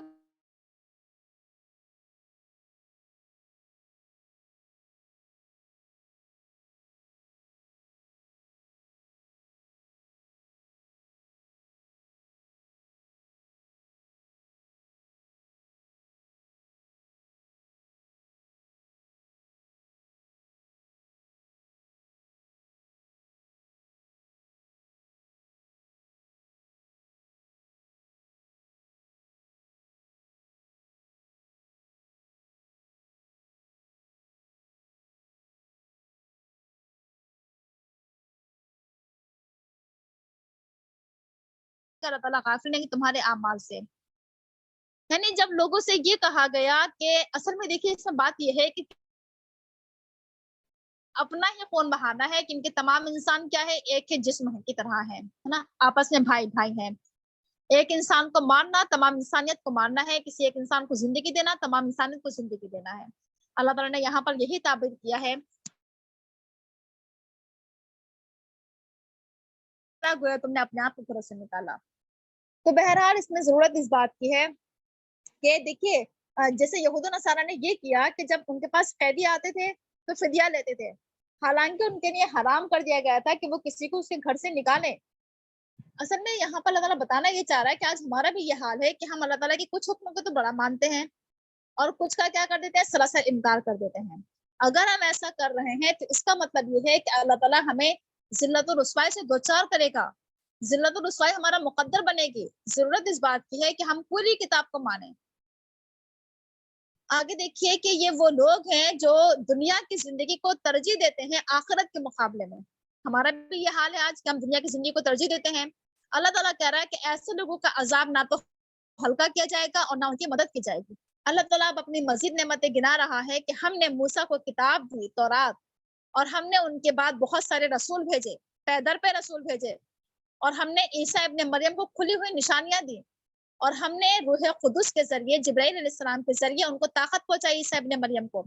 تو کیا جب تمہارے پاس کوئی رسول آئے گا اس چیز کو لے کر جس کی تمہاری نفس خواہش نہیں کرے گا، تو کیا تم تکبر کرو گے، اپنے آپ کو بڑا سمجھو گے؟ ایک گروہ تم میں سے ایک گروہ نے جھٹلایا اور ایک گروہ کو تم نے قتل کیا. ایک گروہ کو تم نے جھٹلایا اور ایک گروہ کو تم نے قتل کیا، یعنی رسولوں کو تم نے جھٹلایا بھی، رسولوں کو قتل بھی کیا. اور لوگوں نے کہا کہ ہمارے دل تو بند ہیں، غلاف میں ہیں، لپٹے ہوئے ہیں. اللہ تعالیٰ کہہ رہا ہے کہ نہیں، بلکہ اللہ نے ان کو پر لعنت کر دی ہے ان کے کفر کی وجہ سے. اب بہت کم لوگ ایمان لے کر آئیں گے. اور جب ان کے پاس اللہ کے پاس سے کتاب آئی اور وہ تصدیق کر رہی اس چیز کے جو ان کے پاس ہے، یعنی تورات کے احکامات کی تصدیق کر رہی ہے قرآن کریم، حالانکہ اس قرآن کے آنے سے پہلے ہی دعا کرتے تھے، کافروں کے مقابلے میں فتح چاہتے تھے. اب جب ان کے پاس اللہ کے رسول آ گئے، انہوں نے اللہ کے رسول کو پہچان لیا، تو اس کا انکار کر رہے ہیں. اللہ کی لعنت ہے کافروں کے اوپر. کیا ہی برا سودا کیا انہوں نے، اپنے نفس کو بیچ دیا کفر کے مقابلے میں. یہ انکار کر رہے ہیں اس چیز کا جو اللہ نے نازل کیا. اور انکار کیوں کر رہے ہیں؟ سراسر بغاوت کی وجہ سے، سرکشی کی وجہ سے، زیادتی کی وجہ سے، کہ اللہ نے اپنا فضل نازل کیا جس پر اس نے چاہا اپنے بندوں میں سے. بس اسی بات کا حسد و جلن تھا کہ اللہ نے اپنا فضل، نبوت اور رسالت اور قرآن بنی اسماعیل میں کیوں نازل کر دی. یہ اللہ کا فضل ہے، جس کو وہ چاہے دے. تو اللہ تعالیٰ کہہ رہا ہے کہ ایسے لوگ اللہ کا غضب لے کر لوٹے ہیں، غضب پر غضب. کافروں کے لیے رسوا کن عذاب ہے. اور جب ان سے کہا جا گیا کہ ایمان لے کر آؤ اس چیز پر جو اللہ نے نازل کیا، تو انہوں نے کہا کہ ہم ایمان رکھیں گے اس پر جو ہم پر نازل کیا گیا، اور اس کے علاوہ کا وہ انکار کر رہے ہیں. یہود و نصارہ کہتے تھے کہ ہم صرف تورات اور انجیل کو مانیں گے، ہم قرآن کو نہیں مانیں گے. انکار کر دیا انہوں نے، حالانکہ یہ قرآن کریم حق ہے، اللہ کے رسول حق ہیں. یہ تصدیق کر رہا ہے اس کی جو ان کے پاس ہے، ان کی کتاب کو سچا کر رہا ہے. اللہ تعالیٰ کہہ رہا ہے کہ تم اگر ایمان والے ہو تو تم نے اللہ کے نبیوں کو قتل کیوں کیا اس سے پہلے، اور تمہارے پاس موسیٰ کھلی ہوئی نشانیاں لے کر آئے، پھر بھی تم نے کیا کر لیا؟ بچڑے کو معبود بنایا اس کے بعد، اور تم ظالم ہو. اور جب ہم نے تم سے عہد لیا اور ہم نے تمہارے پر طور پہاڑ کو بلند کر دیا، اور ہم نے تم سے کہا کہ لو پکڑو مضبوطی کے ساتھ اسے جو ہم تمہیں دے رہے ہیں، اور غور سے سنو، یعنی جو احکامات اللہ تعالیٰ کے ہیں اس کو غور سے سننا چاہیے. انہوں نے کہا کہ ہم نے سنا لیکن ہم مانیں گے نہیں. اس آئینے میں ہم اپنے آپ کو دیکھیں کہ کہیں ہمارا یہ حال تو نہیں ہے کہ ہم سنتے تو بہت ہیں لیکن مانتے نہیں ہیں. اللہ تعالیٰ کہہ رہا ہے کہ ایسے لوگوں کے دلوں میں بچڑے کی محبت بیٹھی ہوئی ہے، کفر کی وجہ سے ان کے رگوں میں دوڑ رہی ہے. آج ہم دیکھیں کہ آج ہمارے دلوں میں بھی بہت ساری چیزوں کی محبتیں دوڑ رہی ہیں. ان محبتوں کو نکالنا ہوگا تاکہ ہم اللہ کی اطاعت کر سکیں، اللہ کی محبت کے لیے جگہ کریں ہم. اللہ تعالیٰ کہہ رہا ہے کیا ہی بری چیز ہے وہ جس کا تمہارا ایمان تمہیں حکم دے رہا ہے اگر تم مومن ہو. کہہ دیجئے اللہ کے رسول، اگر آخرت کا گھر خالص تمہارے لیے ہے اللہ کے پاس تمام لوگوں کے مقابلے میں، تو پھر تم موت کی تمنا کرو. اگر تم سچے ہو اپنے دعوے میں، اگر تمہیں لگ رہا ہے کہ تم جنتی ہو تو موت کی تمنا کرو. اللہ تعالیٰ حقیقت سے ہے पर्दा उठा रहा है, कह रहा है कि ये हरगिज भी मौत की तमन्ना नहीं करेंगे। क्यों? क्योंकि इन्होंने जो आमाल आगे भेजे हैं वो इस काबिल ही नहीं कि ये मौत की तमन्ना करें। आज हमारा भी यह हाल है कि आज हम मौत से क्यों भागते हैं पीछे? क्योंकि हमारे पास आमाल नहीं है, हमने गुनाह भेजे हैं अपने आगे। अल्लाह ताला जालिमों को जानने वाला है। बल्कि तुम तो ये देखोगे कि ऐसे लोग तो जिंदगी के ज्यादा हरीस हैं, लालची हैं कि जिंदगी और बढ़ जाए। मुशरिकीन से भी ज्यादा ये जिंदगी के हरीस हैं। ये चाहते हैं कि काश इनकी उम्र 1000 साल कर दी जाए। अल्लाह ताला कह रहा है कि अगर इनकी उम्र बढ़ा भी दी जाए तब भी ये उम्र इनको अल्लाह के अजाब से नहीं बचा सकती, तब भी ये गुनाह करेंगे। हम कहते हैं कि हमारी उम्र बढ़ जाए, हम कुछ नेकियां कर लेंगे, लेकिन उम्र कितने ही बढ़ जाए, क्या हमारी उम्र हमें अल्लाह के अजाब से बचा लेगी? अल्लाह ताला देख रहा है ऐसे लोगों के अमाल। कह दीजिए अल्लाह के रसूल कि जिब्राइल का दुश्मन कौन है? जिब्राइल अल्लाह के हुक्म से नाजिल होते हैं आपके दिल पर। यानी लोगों ने जिब्राइल को बुरा भला कहना शुरू कर दिया कि इन्होंने नबूवत और रिसालत अल्लाह के रसूल तक पहुंचा दी, हमारे बीच में आना चाहिए थी। या कुछ लोगों ने कहा कि अबू बकर को मिलना चाहिए थी, किसी ने कहा अली को मिलना चाहिए थी, है ना? तो अल्लाह ताला कह रहा है कि जिब्राइल का जो दुश्मन है, तो याद रखो जिब्राइल अपनी मर्जी से नहीं आते हैं, ये अल्लाह के हुक्म से आते हैं आपके दिल पर। और ये कुरान करीम तस्दीक कर रहा है उसकी जो इनके पास है तौरात और इंजील की। ये कुरान करीम हिदायत का जरिया है, ये कुरान करीम खुशखबरी है ईमान वालों के लिए। अब अल्लाह ताला कह रहा है कि जो अल्लाह का दुश्मन है, जो फरिश्तों का दुश्मन है, जो रसूल का दुश्मन, जिब्राइल का दुश्मन, मिकाईल का दुश्मन, तो अल्लाह ताला ऐसे काफिरों का दुश्मन है। और जिसका दुश्मन अल्लाह हो गया फिर तो उसके लिए कोई रास्ता ही नहीं है बचने का। और यकीनन हमने तुम्हारी तरफ नाजिल की खुली हुई आयात, ये अल्लाह ताला का एहसानात है कि अल्लाह ताला ने खोल खोल कर बयान किया है। लेकिन इसका इनकार कौन लोग करते हैं? वो लोग करते हैं जो फासिक हैं, नाफरमान हैं। क्या जब जब ये कोई अहद करते हैं और ये उस अहद को तोड़ देते हैं, इनमें से एक गिरोह उस अहद को तोड़ देता है, बल्कि इनमें से अक्सर ईमान ही नहीं रखते हैं। अल्लाह ताला कह रहा है इनका हाल ये है कि वादे के खिलाफ वर्जी करते हैं। जब भी कोई अहद करते हैं ये अहद को तोड़ देते हैं, ये अहद को पूरा करने वाले लोग नहीं हैं।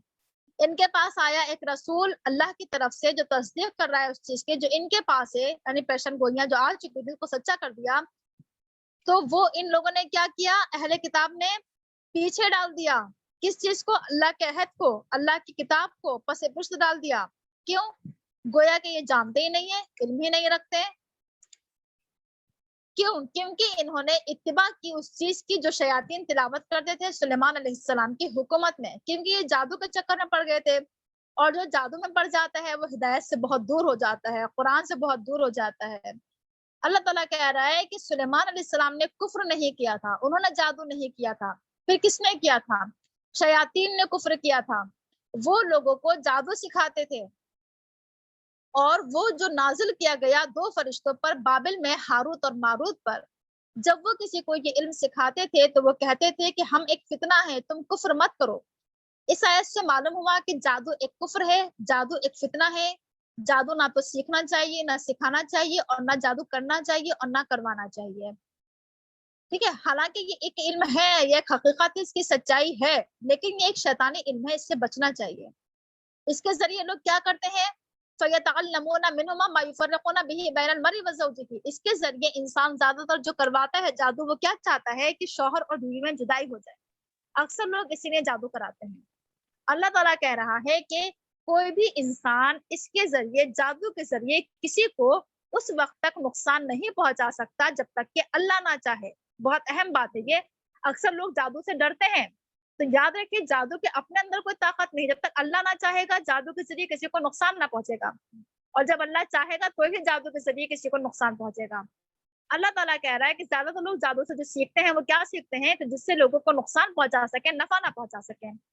अल्लाह ताला कह रहा है कि अल्लाह ने जान लिया, जो इन्होंने खरीदा, जो इन्होंने बेचा, जो खरीदा, अल्लाह ताला जानता है। ऐसे लोगों के लिए आखिरत में कोई हिस्सा नहीं है। जादू कराने वाले, करने वाले आखिरत में खाली हाथ रह जाएंगे। अल्लाह ताला कह रहा है क्या ही बुरी चीज खरीद रहे हैं ये, अपने नफ्स को बेच दिया इन्होंने। कितनी बुरी चीज खरीदी। काश के लोग इल्म हासिल करें। यानी अगर लोग अक्सर लोग जादू जो कराते हैं वो जाहिल लोग होते हैं। काश के लोग इल्म हासिल करें, तालीम हासिल करें, ताकि इन तमाम खुराफात से अपने आप को बचा सकें। अल्लाह ताला कह रहा है कि काश के ये लोग ईमान ले आए, अल्लाह से डरकर जिंदगी गुजारें, तो इनके लिए बदला है, अल्लाह के पास बेहतरीन बदला है। काश के लोग इल्म हासिल करें। आप देखिए बार बार علم حاصل کرنے کے بارے میں کہا جا رہا ہے کہ علم حاصل کریں. اللہ تعالیٰ کہہ رہا ہے کہ اے ایمان والو تم رائنا مت کہا کرو بلکہ انظرنا اور واسمعوا کہا کرو. اس کے پیچھے کا پورا واقعہ آپ کو معلوم ہے کہ یہود و نصارہ یا منافقین اللہ کے رسول کے سامنے بے ادبی کرتے تھے. اللہ کے رسول کو سامنے کیا کرتے تھے؟ اللہ کے رسول ایک معلم تھے، ایک مبلغ تھے، داعی تھے، مدرس تھے، لیکن ان کا احترام نہیں کرتے تھے، بدتمیزی کرتے تھے. رائنا کو بول کر رائنا اے چرواہے کہا کرتے تھے، یہ کہنے کے بجائے کہ ہماری رعایت کیجیے، ہماری طرف دیکھیے، ہماری بات سنیے. اللہ تعالیٰ نے سکھایا کہ ایک معلم سے ادب اور احترام سے بات کرو، ایک بڑے سے عزت سے بات کرو، چاہے وہ ماں باپ میں یا کوئی بھی بڑا ہو. اللہ تعالیٰ کہہ رہا ہے کہ کافروں کے لیے دردناک عذاب ہے. کافر اہل کتاب میں سے کافر اور مشرک یہ چاہتے ہیں کہ تمہارے اوپر خیر نازل نہ ہو، تمہارے رب کی طرف سے یعنی قرآن یہ وحی یہ تمہارے اوپر نازل نہ ہو. حالانکہ اللہ تعالیٰ اپنے رحمت کو جس کو چاہتا ہے خاص کر لیتا ہے، یعنی کہ یہ قرآن کریم اللہ تعالیٰ کی خاص رحمت ہے. اللہ تعالیٰ جس کو چاہتا ہے عطا فرماتا ہے. اللہ تعالیٰ عظیم فضل والا ہے. اب اللہ تعالیٰ کہہ رہا ہے کہ اگر ہم کسی آیت کو منسوخ کر دیتے ہیں، کسی آیت کو ختم کر دیتے ہیں، مٹا دیتے ہیں، آپ کو معلوم ہے نا قرآن کریم کے بہت سارے احکامات منسوخ ہو چکے ہیں بہت سارے. اس کی وجہ یہ نہیں ہے کہ اللہ تعالیٰ نے دیکھا کہ ہاں اب یہ بات نہیں ہونا چاہیے اور یہ ہو جائے، نہیں. اللہ تعالیٰ نے اصل میں حالات کے حساب سے اللہ تعالیٰ نے آیات نازل کی ہیں جب جس کی ضرورت ہوئی. اللہ تعالیٰ نے دیکھا کہ اب انسان کا ایمان اتنا ڈیولپ ہو چکا ہے کہ اب اس کی اس چیز کی ضرورت نہیں ہے تو اس چیز کو منسوخ کر دیا گیا. تو اللہ تعالیٰ کہہ رہا ہے، اس کی ڈیٹیل میں زیادہ نہیں چاہوں گی، آپ اس بات کو سمجھ لیجیے کہ ہم کسی آیت کو منسوخ کرتے ہیں یا کسی آیت کو بھلا دیتے ہیں تو ہم اس سے بہتر آیت لے کر آتے ہیں یا پھر اس جیسی ہی آیت لے آتے ہیں. کیا تم جانتے نہیں کہ اللہ تعالیٰ ہر چیز پر قادر ہے، وہ جو چاہے کرے. اللہ تعالیٰ کی قدرت ہے ہر چیز پر، اللہ تعالیٰ کی حکومت ہے آسمان و زمین پر، اور تم اللہ کے مقابلے میں کسی کو بھی اپنا ولی اور مددگار نہیں پاؤ گے. کیا تم یہ چاہتے ہو کہ تم اپنے رسولوں سے ایسی ہی سوال کرو جیسے تم سے پہلے موسیٰ سے کیے گئے؟ آپ نے بھی پڑھا موسیٰ سے کیسے کیسے سوال کیے لوگوں نے. کبھی کہا کہ اللہ کو سامنے سے دیکھنا چاہتے ہیں، کبھی گائے کے تعلق سے سوال. تو اللہ تعالیٰ کہہ رہا ہے کہ جو کفر کو ایمان کے مقابلے جو ایمان سے کفر کو بدلے گا، یعنی کہ ایمان کو ختم کر دے گا، کفر کو اختیار کر لے گا. تو اللہ تعالیٰ کہہ رہا ہے کہ ایسے لوگ سیدھے راستے سے بھٹک چکے ہیں. اللہ تعالیٰ کہہ رہا ہے کہ اہل کتاب میں سے اکثر یہ چاہتے ہیں کہ کاش وہ تمہیں تمہارے ایمان کے بعد کفر میں لوٹا دیں. یہ خواہش ہے اہل کتاب کی، یعنی اہل کتاب اتنا فتنہ برپا کیوں کر رہے ہیں ایمان والوں کے ساتھ تاکہ یہ کفر میں لوٹ جائیں دوبارہ سے. کیوں؟ کیونکہ ان کے اپنے اندر حسد ہے، جلن ہے، حالانکہ حق ان کے لیے واضح ہو چکا ہے. ان کو معلوم ہے کہ یہ حق ہے، یہ قرآن، ان کو معلوم ہے کہ اللہ کے رسول سچے ہیں، یہ نبی ہیں. اللہ تعالیٰ کہہ رہا ہے ایسے لوگوں سے جو تم سے حسد کرتے ہیں، جلن کرتے ہیں، تو تم ان کو معاف کر دو، ان کی باتوں کو نظر انداز کر دو، اور یہاں تک کہ اللہ تعالیٰ کیا کرے گا، ان کے بارے میں کوئی حکم نازل کرے گا. بے شک اللہ تعالیٰ ہر چیز پر قادر ہے. نماز قائم کیا کرو، زکوٰۃ ادا کیا کرو، کرنے کا کام یہ ہے یہ کرو، اور تم اپنے لیے جتنی بھی نیکیاں آگے بھیجو گے تم اس کو اللہ کے پاس پاؤ گے. اللہ تعالیٰ تمہارے اعمال سے اعمال دیکھ رہا ہے. وہ لوگ کہتے تھے کہ جنت میں صرف یہودی یا نصارہ داخل ہوں گے، یہ ان کی اپنی خواہشات ہیں. اللہ تعالیٰ کہہ رہا ہے کہ تم کوئی دلیل لے کر آؤ گے تم سچے ہو. دیکھیے یہ چیز ہمارے اندر پائی جا رہی ہے. آج ہم بھی سمجھتے ہیں نا کہ چونکہ ہم اللہ کے رسول کی امت میں سے ہم جنت میں جائیں گے، ہم نمازی ہیں، ہم حاجی ہیں، ہم جنت میں جائیں گے، ہے نا، اپنے آپ کو بہت اچھا سمجھتے ہیں. تو یہ کیا ہے؟ صرف انسان کی آرزویں ہیں، کوئی سچائی نہیں ہے. اللہ تعالیٰ کہہ رہا ہے کہ کوئی دلیل لے کر آؤ اگر تم سچے ہو. اللہ تعالیٰ کہہ رہا ہے کہ کون جائے گا پھر جنت میں؟ وہ جائے گا جو اپنے آپ کو اللہ کے سپرد کر دے گا، اپنے آپ کو اللہ کے حوالے کر دے گا، اپنی زندگی کو اللہ کی مرضی کے تابع کر دے گا، اللہ کی خوشنودی کے کام کرے گا، اللہ کی رضا چاہے گا اور اللہ کی رضا کے لیے اچھے کام کرے گا. وہ جنت میں جائے گا، اس کا اجر اس کے رب کے پاس ہے. صرف خواہشات کی بنا پر جنت میں نہیں جائیں گے، عمل کر کے جائیں گے جنت میں، اور عمل بھی صرف اللہ کے لیے کیا جائے. ایسے لوگوں پر نہ کوئی خوف ہوگا اور ایسے لوگ رنجیدہ نہیں ہوں گے. یہود کہتے ہیں نصارہ کسی دین پر نہیں ہے، نصارہ کہتے ہیں یہود کسی دین پر نہیں ہے، حالانکہ وہ سب کتاب کی تلاوت کرتے ہیں. اللہ تعالیٰ کہہ رہا ہے کہ یہی بات اس سے پہلے ان لوگوں نے کہی تھی جن کے پاس علم نہیں تھا، اور آج بھی یہ بات وہ لوگ کہتے ہیں جن کے پاس علم نہیں ہے، وہ بھی آج یہی بات کہتے ہیں. اصل میں آج ہم بھی آپس میں لڑ رہے ہیں.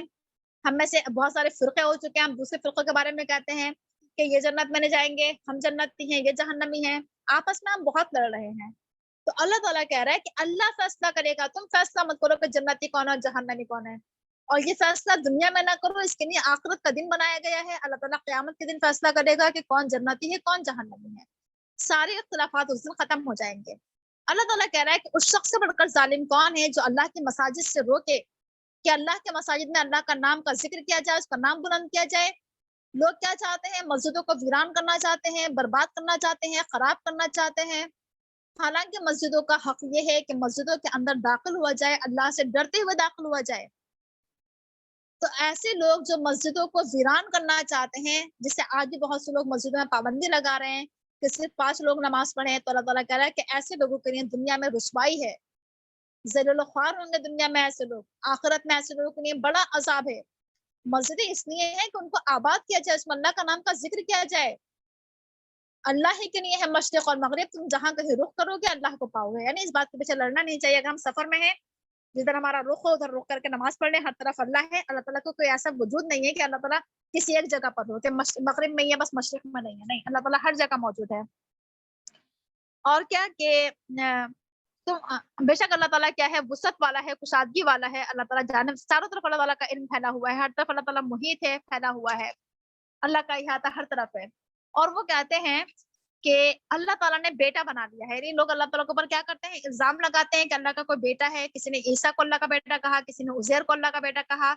اللہ تعالیٰ کہہ رہا ہے کہ اللہ تعالیٰ ان تمام باتوں سے پاک ہے، اللہ تعالیٰ کو اولاد کی ضرورت نہیں ہے، بلکہ اللہ تعالیٰ کا تو سبھی کچھ ہے، جو کچھ بھی ہے آسمانوں میں ہے، زمین میں ہے۔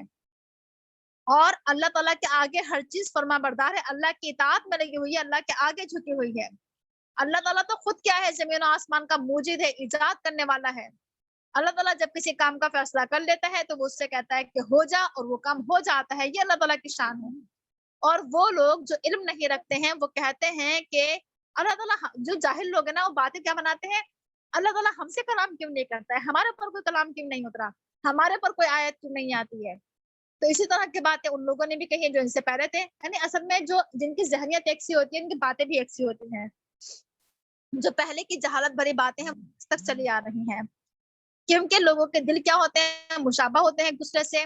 اللہ تعالیٰ کہہ رہا ہے کہ ہم آیات کو کھول کھول کر بیان کرتے ہیں ان لوگوں کے لیے جو یقین کرتے ہیں۔ اللہ تعالیٰ کے رسول کی حیثیت کو واضح کر رہے ہیں، ان کا مقام اور منصب، کہ ہم نے آپ کو حق لے کر بھیجا، سچائی لے کر بھیجا، قرآن لے کر بھیجا، سچائی کے ساتھ آپ آئے ہیں دنیا میں۔ آپ کا کام یہ ہے کہ آپ لوگوں کو خوشخبری سنائیں اور لوگوں کو اللہ کے عذاب سے ڈرائیں، اور آپ سے جہنم والوں کے بارے میں سوال نہیں کیا جائے گا۔ آپ سے یہ نہیں پوچھا جائے گا کہ لوگ جہنم میں کیوں گئے، ٹھیک ہے؟ آپ کا کام تو کیا ہے کہ آپ بس لوگوں تک دعوت پہنچائیے۔ اب باقی کیا ہے؟ انسان کا اپنا معاملہ ہے، چاہے وہ قبول کرے نہ کرے۔ یہود اور نصارہ اس وقت تک آپ سے راضی نہیں ہوں گے جب تک کہ آپ ان کے طریقے پر نہ چلیں، آپ ان کی اتباع نہ کریں، آپ ان کی پیروی نہ کریں۔ کہہ دیجئے کہ بے شک ہدایت تو اللہ کی ہدایت ہے۔ دنیا میں آج بہت سے لوگ بھی چاہتے ہیں کہ لوگ ہماری بات مان لیں، ہمیں کسی کی بات نہیں ماننا ہے۔ کون سی بات ماننا ہے؟ اِنَّ هُدَى اللَّهِ هُوَ الْهُدَى، صرف اللہ کے بتائے ہوئے راستے پر چلنا ہے، کیونکہ یہی اصل ہدایت ہے۔ اگر تم لوگوں کی خواہشات کی اتباع کرو گے بعد اس کے کہ العلم تمہارے پاس آ چکا ہے، قرآن تمہارے پاس آ چکا ہے، اس کے باوجود اگر تم کسی اور کی خواہشات پر چلے تو پھر تم اللہ کے مقابلے میں کسی کو نہ اپنا ولی پاؤ گے اور نہ کسی کو اپنا مددگار پاؤ گے۔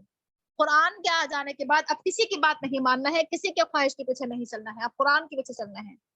اللہ تعالیٰ کہہ رہا ہے کہ جو لوگ جن کو ہم نے کتاب دی وہ کتاب کی تلاوت کا حق ادا کرتے ہیں۔ کتاب کی تلاوت کا حق ہم جانتے ہیں کیا کیا حق ہے ہمارے اوپر، کہ ہم کتاب پر ایمان لائیں، کتاب کو پڑھیں، اس کو سمجھیں، اس پر غور و فکر کریں، اس پر عمل کریں اور اسے دوسروں تک پہنچائیں۔ یہ ہے تلاوت کا اصل مطلب، ٹھیک ہے؟ اس کی اتباع کرنا۔ اللہ تعالیٰ کہہ رہا ہے کہ ایسے ہی لوگ کیا ہے؟ قرآن پر ایمان رکھتے ہیں، اور جو قرآن کا انکار کر دیتا ہے وہ خسارے والے لوگ ہیں۔ اے بنی اسرائیل، میری اس نعمت کو یاد کرو جو میں نے تم پر انعام فرمائی، اور میں نے تمہیں سارے جہان والوں پر فضیلت دی۔ اللہ تعالیٰ بار بار یاد دلا رہا ہے اپنی نعمتیں۔ اللہ تعالیٰ کی نعمتوں کا بار بار ذکر کرنا چاہیے، اللہ تعالیٰ کے احسانات کو ماننا چاہیے، اور اس دن سے ڈرو جب کوئی نفس کسی نفس کی طرف سے کچھ بھی کام نہیں آئے گا، کوئی بدلہ نہیں دے گا کسی کی طرف سے، نہ کسی کی طرف سے معاوضہ قبول کیا جائے گا، نہ کسی کو سفارش فائدہ پہنچائے گی، نہ کسی کی مدد کی جائے گی۔ اللہ تعالیٰ کہہ رہا ہے کہ ہم نے ابراہیم علیہ السلام کو، اللہ تعالیٰ نے ابراہیم علیہ السلام کو کچھ باتوں میں آزمایا، اور وہ باتیں کیا ہیں؟ ابراہیم علیہ السلام کی پوری زندگی آزمائش کی زندگی ہے۔ ان کو پیدائش سے لے کر موت تک ان کو آزمایا گیا ہے، بچپن سے لے کر بڑھاپے تک ان کو آزمایا گیا ہے، لیکن وہ ہر آزمائش میں پورے اترے۔ جب وہ آزمائش میں پورے اترے تو اللہ تعالیٰ نے ان کو سارے انسانوں کا امام بنا دیا، قیامت تک کے انسانوں کا امام بنا دیا۔ آج بھی ہم انہیں یاد کرتے ہیں اپنی نمازوں میں، اپنے درود شریف میں، ہے نا؟ अल्लाह ताला, उन्होंने अल्लाह ताला से दुआ की कि अल्लाह ताला क्या मेरी औलाद भी इमाम है? अल्लाह ताला ने कहा कि जालिमों को मेरा अहद नहीं पहुंचता है। यानी तुम्हारी औलाद में जालिम लोग भी हैं, अच्छे लोग भी हैं, अच्छे लोगों में नबूवत जारी की जाएगी। और जब हमने बैतुल्लाह को लोगों के लिए बार बार पलटने की जगह बनाया, बैतुल्लाह यानी काबा एक ऐसी जगह है जहां इंसान का दिल क्या चाहता है कि बार बार जाए, और वो एक अमन की जगह है, वहां जाकर इंसान को सुकून मिलता है। अल्लाह ताला कह रहा है कि मकाम इब्राहिम को नमाज पढ़ने की जगह बना लो, यानी मकाम इब्राहिम इब्राहिम अलैहिस्सलाम की जिंदगी है उसको पढ़ो। उन्होंने कैसी इबादत की, उनकी तरह इबादत करो, उनकी तरह मोहब्बत करो, अल्लाह ताला से इश्क करो, उनकी तरह कुर्बानियां दो। और हमने इब्राहिम अलैहिस्सलाम और इस्माइल अलैहिस्सलाम से ये अहद किया था कि तुम मेरे घर को पाक साफ करो, तवाफ करने वालों के लिए, एतकाफ करने वालों के लिए, रुकू और सजदा करने वालों के लिए। जब इब्राहिम अलैहिस्सलाम ने इस घर की तामीर की तो उन्होंने उस मौके पर बहुत सी दुआएं मांगी। उसमें से एक दुआ ये थी कि अल्लाह ताला तो इस शहर को यानी मक्का शहर को अमन का गहवारा बना दे, यहाँ पर अमन हो, सुकून हो, कोई किसी को मारे नहीं, जंगो जदल ना हो, लड़ाई झगड़े ना हो, कोई किसी का खून ना बहाए, है ना, हर तरफ क्या हो, सुकून हो, इत्मीनान हो। और तू यहाँ के रहने वालों को फलों से नवाज। उनकी दुआएं कबूल हुई। वो शहर आज तक अमन का शहर है और उस शहर में फलों की फरावानी है, हर चीज की फरावानी है। लेकिन उनकी इब्राहिम अलैहिस्सलाम के शायद ये कुछ कह लीजिए कि इंसान की कमअक्ली के इंसान समझता है कि जो मोमिन है शायद उनको ही अल्लाह ताला नेमतों से नवाजता है। उन्होंने कहा कि ईमान वालों को नवाजना, लेकिन अल्लाह ताला ने कहा कि नहीं, जो काफिर हैं मैं उनको दुनिया में थोड़ा सा सामान दूंगा, यानी दुनिया में उनको कितना ही सामान दे दूं वो कम है, लेकिन जहन्नम में मैं उनको जहन्नम के अजाब की तरफ क्या करूंगा, आखिरत में मैं उनको जहन्नम के अजाब की तरफ खींचूंगा, घसीटूंगा, वो बदतरीन अजाब है। जब इब्राहिम अलैहिस्सलाम और इस्माइल अलैहिस्सलाम काबे की दीवारें उठा रहे थे, उस मौके पर उन्होंने क्या दुआ की? उस मौके पर उनके अंदर तकब्बुर नहीं आया, घमंड नहीं आया। उन्होंने कहा कि अल्लाह ताला हमारी इस इबादत को कबूल कर ले, हमने तेरे लिए तेरा घर बनाया तो कबूल कर ले। बस हमने सीखा इस दुआ से कि हम कितना ही बड़ा काम कर लें, उसके बाद हमें दुआ जरूर किया करें कि अल्लाह ताला तो कबूल कर ले हमारी इस इबादत को, तू सुनने वाला, तू जानने वाला है। मजीद दुआएं उन्होंने क्या की, बहुत अहम दुआएं हैं उनकी। उन्होंने कहा कि अल्लाह ताला तू हमें, हम दोनों को अपना फर्माबरदार बना ले, अपना मुसलमान बना ले। देखिए सोचिए, मुसलमान है ये, लेकिन दुआ कर रहे हैं फिर भी अल्लाह ताला मुसलमान बना। हमें भी दुआ करना चाहिए अल्लाह ताला से, अल्लाह ताला तो हम सही माना मुसलमान बने, शऊरी मुसलमान बने, फर्माबरदार बन जाए हम तेरे। और एक बात और कि सिर्फ अपने लिए दुआ ना करें, अपनी औलाद के लिए भी दुआ करें, और सिर्फ अपनी औलाद के लिए नहीं, अपनी पूरी आगे आने वाली नस्ल के लिए दुआ करें। इन्होंने दुआ की कि अल्लाह ताला तू हम दोनों का फर्माबरदार बना और मेरी जो आगे आने वाली नस्ल है उसको उम्मत मुस्लिमा बना। उनकी ये दुआ कबूल हुई और उनकी जो नस्ल है ये बनी इस्माइल, ये उम्मत मुस्लिमा के नाम से जानी जाती है। ये उन्होंने कहा कि अल्लाह ताला तो इबादत का तरीका हमें सिखा, इबादत हम करें कैसे ये भी तू सिखा। सही तरीका इबादत का वही है जो अल्लाह ताला का बताया हुआ है कुरान और हदीस की शक्ल में। तो हमारी तौबा कबूल कर, बेशक तू तौबा कबूल करने वाला, रहम करने वाला है। उन्होंने दुआ करी कि अल्लाह ताला तो इनके बीच में एक रसूल भेज देना जो इन पर तेरी आयत की तिलावत करे, इन्हें किताब और हिकमत सिखाए, इनका तज़किया करे, तो गालिब हिकमत वाला है। उनकी ये दुआ भी कबूल हुई। इससे मालूम हुआ कि काबे के पास मांगी हुई दुआएं कबूल होती हैं। जो भी दुआ वहां मांगी जाती है वो एक मुबारक जगह है। उनकी ये दुआ कबूल हुई। इनकी इस दुआ के कबूलियत के जवाब में अल्लाह ताला ने क्या किया, अल्लाह के रसूल सल्लल्लाहु अलैहि वसल्लम को मबूस किया। और उनके ये काम थे कि उन्होंने आकर दुनिया में क्या किया, अल्लाह की आयत पढ़कर सुनाई लोगों को कुरान की तालीम दिया, कुरान सिखाया, लोगों को हिकमत सिखाई, हदीस सिखाई, कुरान को समझाया, लोगों का तस्किया किया, उनकी तरबियत की, उनकी ट्रेनिंग की। ये तमाम काम हमें करना है, हमारी जिम्मेदारी है, अल्लाह को हमारे पर डाल कर गए हैं कि हम कुरान की तिलावत करें, पढ़कर सुनाएं, लोगों को सिखाएं और लोगों की तरबियत भी करें। बेशक वो गालिब हिकमत वाला है। जो इब्राहिम अलैहिस्सलाम के तरीके से रुगरदानी करेगा वो क्या है, उसने अपने साथ बेवकूफी की। वो बेवकूफ इंसान है जो इब्राहिम अलैहिस्सलाम के तरीके से हट गया। क्यों? क्योंकि इब्राहिम अलैहिस्सलाम को अल्लाह ताला ने दुनिया में चुना और वो आखिरत में स्वालिहीन में से हैं। उनका तरीका ये था कि जब जब उनके रब ने उनसे कहा कि मान लो, सर झुका दो, फरमाबरदारी कर लो, इस्लाम ले आओ, उन्होंने अल्लाह ताला की हर आजमाइश के जवाब में, अल्लाह ताला के हर हुक्म के जवाब में क्या कहा कि मैंने अपना सर झुका दिया रब्बुल आलमीन के आगे, मैंने मान लिया, मैंने तस्लीम कर लिया, मैंने फरमाबरदारी कर ली, मैंने इताअत की अल्लाह रब्बुल आलमीन की। इसी बात की वसीयत इब्राहिम अलैहिस्सलाम ने अपने बेटों को भी की, बहुत अहम बात है। और इसी बात की वसीयत याकूब अलैहिस्सलाम ने बेटों को की। क्या हम अपने बच्चों को नसीहत करते हैं, वसीयत करते हैं इस्लाम की, दीन की? उन्होंने कहा था कि ऐ मेरे प्यारे बेटो, अल्लाह ने तुम्हारे दीन इस्लाम को चुना है और तुम्हें मौत ना आए मगर ये कि इस हाल में कि तुम मुसलमान हो। ये बहुत अहम बात है। ये जियो भी इस्लाम की राह में और मरो भी इस्लाम की राह में, जान में इस्लाम की राह में दो, मरते दम तक इस्लाम पर कायम रहो। सोचिए जरा कि जब याकूब अलैहिस्सलाम की मौत का वक्त आया था, उन्होंने अपने बेटों को जमा किया था और अपने बेटों को जमा करके क्या बात कही थी? ये नहीं कहा था कि तुम जमीन ले लेना, तुम घर ले लेना, तुम जायदाद ले लेना, नहीं। अपनी मौत के वक्त अपने बच्चों को जमा करके कहा था कि मेरे बाद तुम किसकी इबादत करोगे? फिक्र तो अपने बच्चों की ईमान की फिक्र है। तो उन सब ने बैक ज़बान कहा था कि हम तुम्हारे माबूद की इबादत करेंगे, तुम्हारे बाप दादा इब्राहिम, इस्माइल, इसहाक के माबूद की, एक ही माबूद की इबादत करेंगे, अल्लाह की इबादत करेंगे। हम उसी के फरमाबरदार, उसी के लिए मुसलमान हैं। इस बात की हमें वसीयत करना चाहिए अपने बच्चों को। अपने मरते वक्त हमें फिक्र हो, हम बच्चे क्या किस पर कायम रहेंगे। ये एक उम्मत थी जो गुजर गई, इसने जो किया वो इसको मिलेगा और तुम जो करोगे वो तुम्हें मिलेगा। तुम्हारे अमाल तुम्हारे लिए, उनके अमाल उनके लिए। तुमसे उनके बारे में सवाल नहीं किया जाएगा, उनसे तुम्हारे बारे में सवाल नहीं है। सब अपनी अपनी फिक्र करें कि हम क्या कर रहे हैं, अपने गिरेबानों में झांकें, अपने अमल पर नजर रखें, दूसरों पर नजर रखने के बजाय। लोग कहते हैं कि यहूदी बन जाओ, नसारा बन जाओ तो तुम सही राह पा जाओगे। नहीं, अल्लाह ताला कह रहा है कि नहीं, बल्कि इब्राहिम अलैहिस्सलाम के तरीके पर चलो। वो हनीफ थे, वो यकसू थे, वो मुवहिद थे, वो तौहीद परस्त थे, उनके तरीके पर चलो। वो मुशरिकीन में से नहीं थे।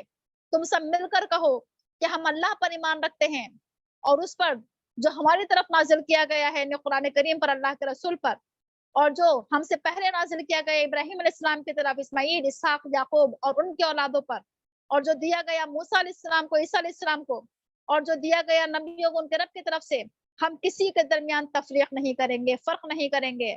तमाम नबी खुदा की तरफ से हैं, सब मुकर्रम है, सब मुअज़्ज़ज़ हैं, हम अल्लाह के फरमाबरदार हैं। अगर लोग ईमान ले आए इसी तरह जिस तरह तुम ईमान लेकर आए हो, तो ये हिदायत पा जाएंगे। यानी ईमान लाने का सही तरीका ये है।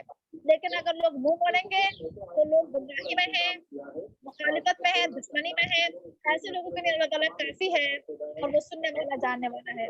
अल्लाह के रंग में रंग जाओ। अल्लाह के रंग से अच्छा किसका रंग अच्छा हो सकता है? यानी नसारा का रंग जो एक खास रंग चढ़ाया जाता है वो रंग नहीं, बल्कि अल्लाह का रंग, तौहीद का रंग इख्तियार करो। और दूसरी बात ये कि इस्लाम का रंग, दीन का रंग अपने ऊपर चढ़ा लो। और सबसे बड़ी बात ये कि अल्लाह की जो सिफात हैं, जो खूबियां हैं, अपने अंदर वो तमाम अखलाक हसना पैदा करो और अल्लाह ही का फरमाबरदार बनो। कह दीजिए, क्या तुम हमसे अल्लाह के बारे में बहस करते हो? हालांकि अल्लाह हमारा भी रब है और तुम्हारा भी रब है। हमारे लिए हमारे अमाल, तुम्हारे लिए तुम्हारे अमाल। यानी अल्लाह हमें पाल रहा है, हमें पाल रहा है, तो फिर बहस किस बात की? हमें हमारे अमाल का बदला मिलेगा, तुम्हें तुम्हारे अमाल का बदला मिलेगा, और हम अल्लाह ही के फरमाबरदार हैं। क्या तुम ये कहते हो, आप अपना माइक बंद कर लीजिए साहिबा, क्या तुम ये कहते हो कि इब्राहिम, इस्माइल, इसहाक और याकूब और उनकी औलाद यहूद और नसारा थे? कह दीजिए कि क्या तुम ज्यादा जानते हो या अल्लाह ज्यादा जानता है? और उस शख्स से बढ़कर जालिम कौन है जो अल्लाह की गवाही को छुपाए? देखिए, ये दीन हमारे पास एक शहादत है, कलमा शहादत, इसका इजहार करना है, खुद भी करना है, दूसरों तक पहुंचाना है। इस दिन को शहादत हक का फरीजा अंजाम देना है, इसको छुपा कर नहीं रखना है अपने पास। ठीक है, तो अल्लाह ताला कह रहा है कि ऐसे लोग जालिम हैं जो कितमान हक करते हैं, कितमान शहादत करते हैं। अगर हमारे पास गवाही है किसी बात की तो उसको हम इजहार करें। अल्लाह ताला तुम्हारे अमाल से गाफिल नहीं है। ये एक उम्मत है जो गुजर गई, इसके लिए वो है जो इसने कमाया और तुम्हारे लिए वो है जो तुम कमा रहे हो, और तुमसे इनके बारे में सवाल नहीं किया जाएगा। सुब्हानक अल्लाहुम्मा बिहम्दिका नशहदु अन ला इलाहा इल्ला अंता नस्तगफिरुका व नतूबु इलैक। अल्हम्दुलिल्लाह, हमारा एक पारा मुकम्मल हो गया। अल्लाह ताला से दुआ है कि इसमें जो गलती हो अल्लाह ताला उसको माफ करे। अल्लाह ताला हमें इस पर अमल करने की तौफीक अता फरमाए। मैम, फर्मा बरदार किसे जी बोले। फर्मा बरदार किसे कहते हैं? इताअत करना, कहना मानना। अच्छा, ठीक है।